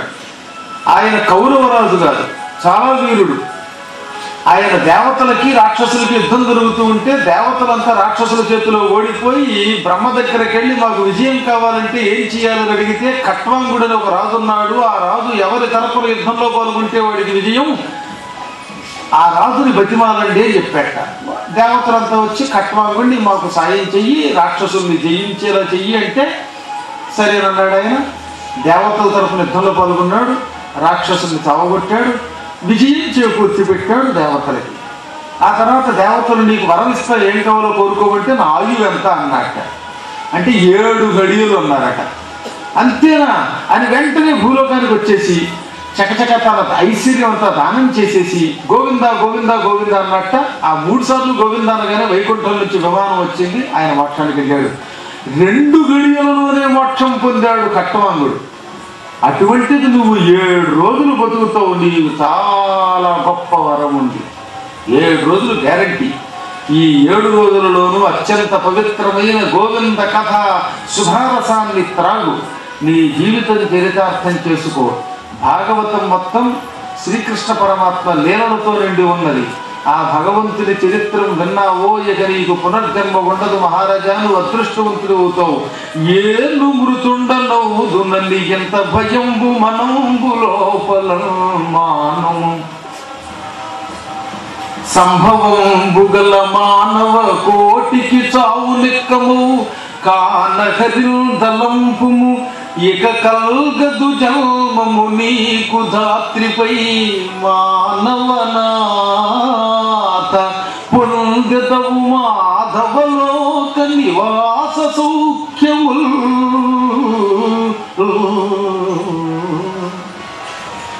మహారాజా చస్తారని బాధపడకు, చావు ఎప్పుడైనా తప్పదు, ఏదో ఒకనాడు తప్పదు. 7 రోజుల్లో ఎప్పుడో ఒకప్పుడు మరణిస్తాం మనం, కానీ ఆ భయం మనకొద్దు. నా మాట విని, పుట్టిన తర్వాత ప్రతి జీవికి మరణం తప్పదు, మరణించాక పుట్టక తప్పదు. అందువల్లే హరిని తలుచుకో, హరి హరి హరి అను. పొరపాటును కూడా ఇక నీకు భూలోకంలో భయంకరమైన దుర్మరణం పొందే జీవితం రమ్మంటే రాదు. మానవనాథ మాధవలోక నివాస సౌఖ్యం పొందుతావు, పునర్జన్మ ఇక నీకు ఉండదుగాక ఉండదు. ఈ 7 రోజులు ఇదే తీరంలో ఉండు, ప్రాయోపవేశం చెయ్యి, మనస్సును చిక్కబట్టుకో.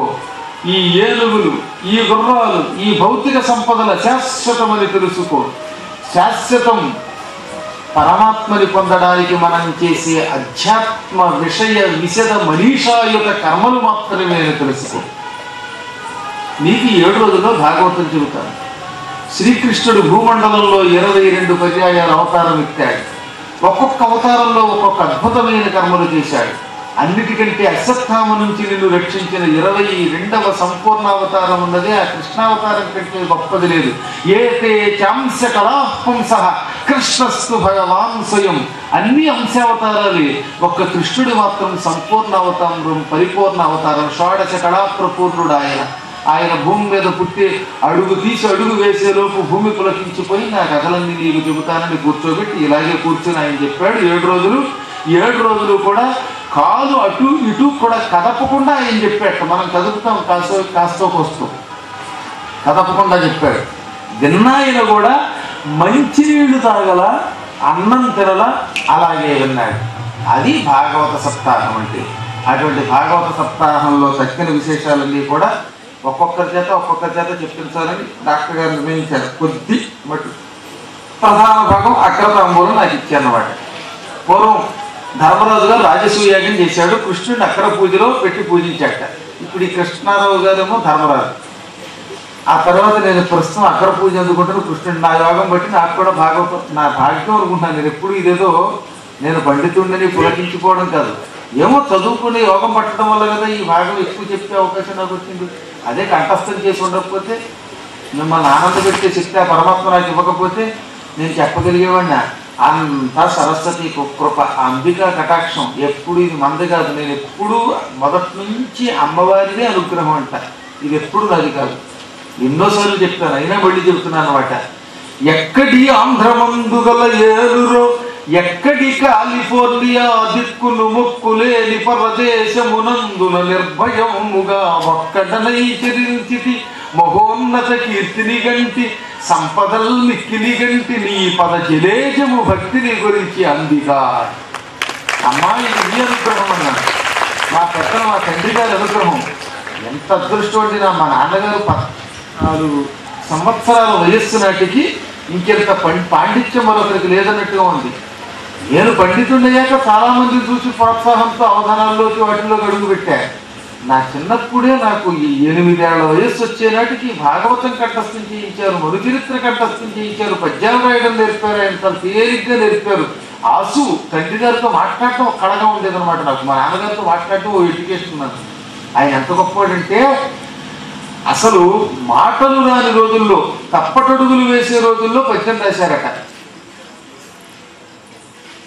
నీలకంటే శశిమౌళి శతక రచనలు చేశారు, పద్యం రాశారు. చిన్నారి పలుకులు చిందులాడెడి వేళ శశిమౌళి శతక రచనను చేసే.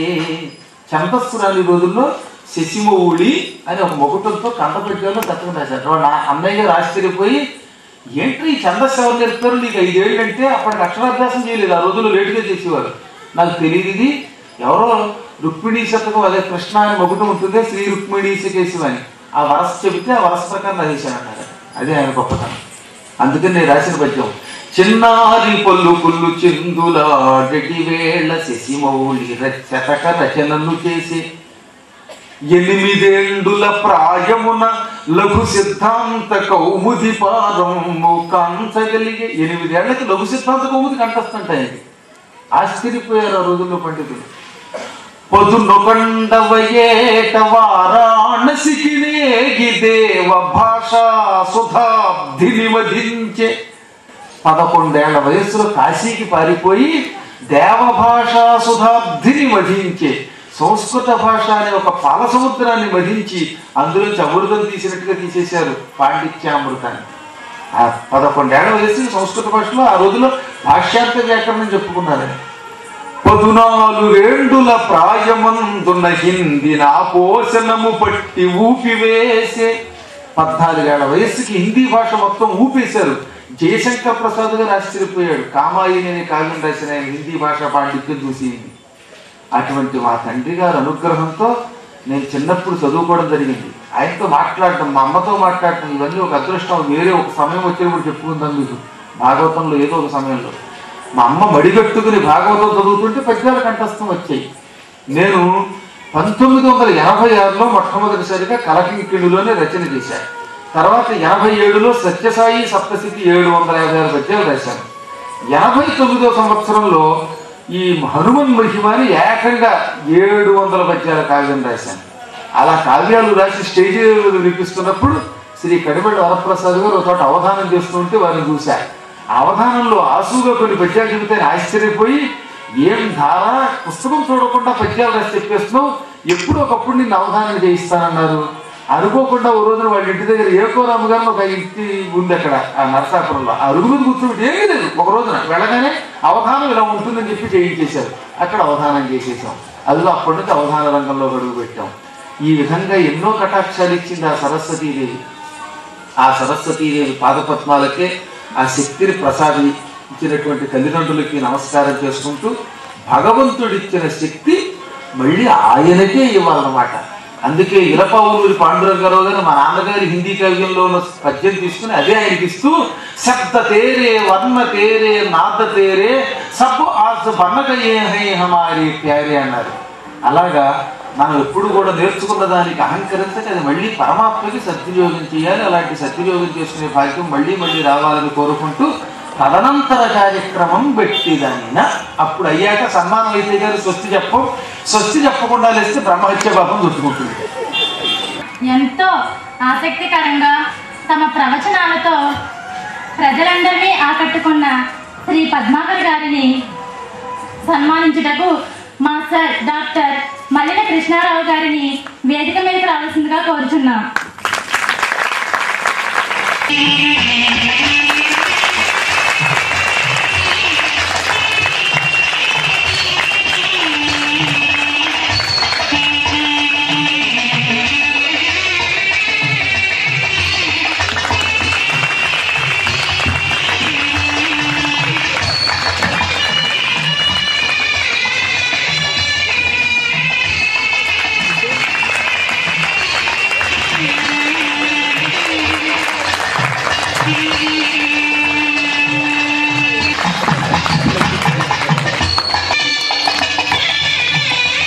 నేను శేషమాల అంటే ఒక్కసారి కవర్ చూడండి ఎవరైనా.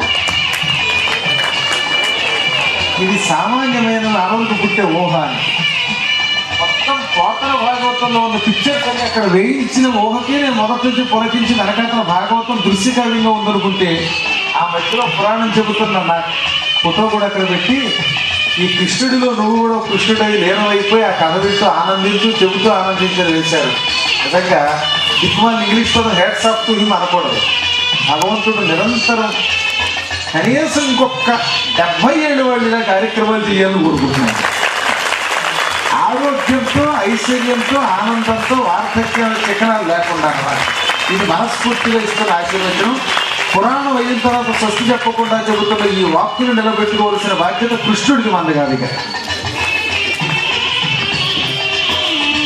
లోకా సమస్త సుఖినో భవంతు మంగళం కోసలేంద్రాయ మహనీయ గుణాత్మనే చక్రవర్తి తనూజాయ సార్వభౌమాయ మంగళం.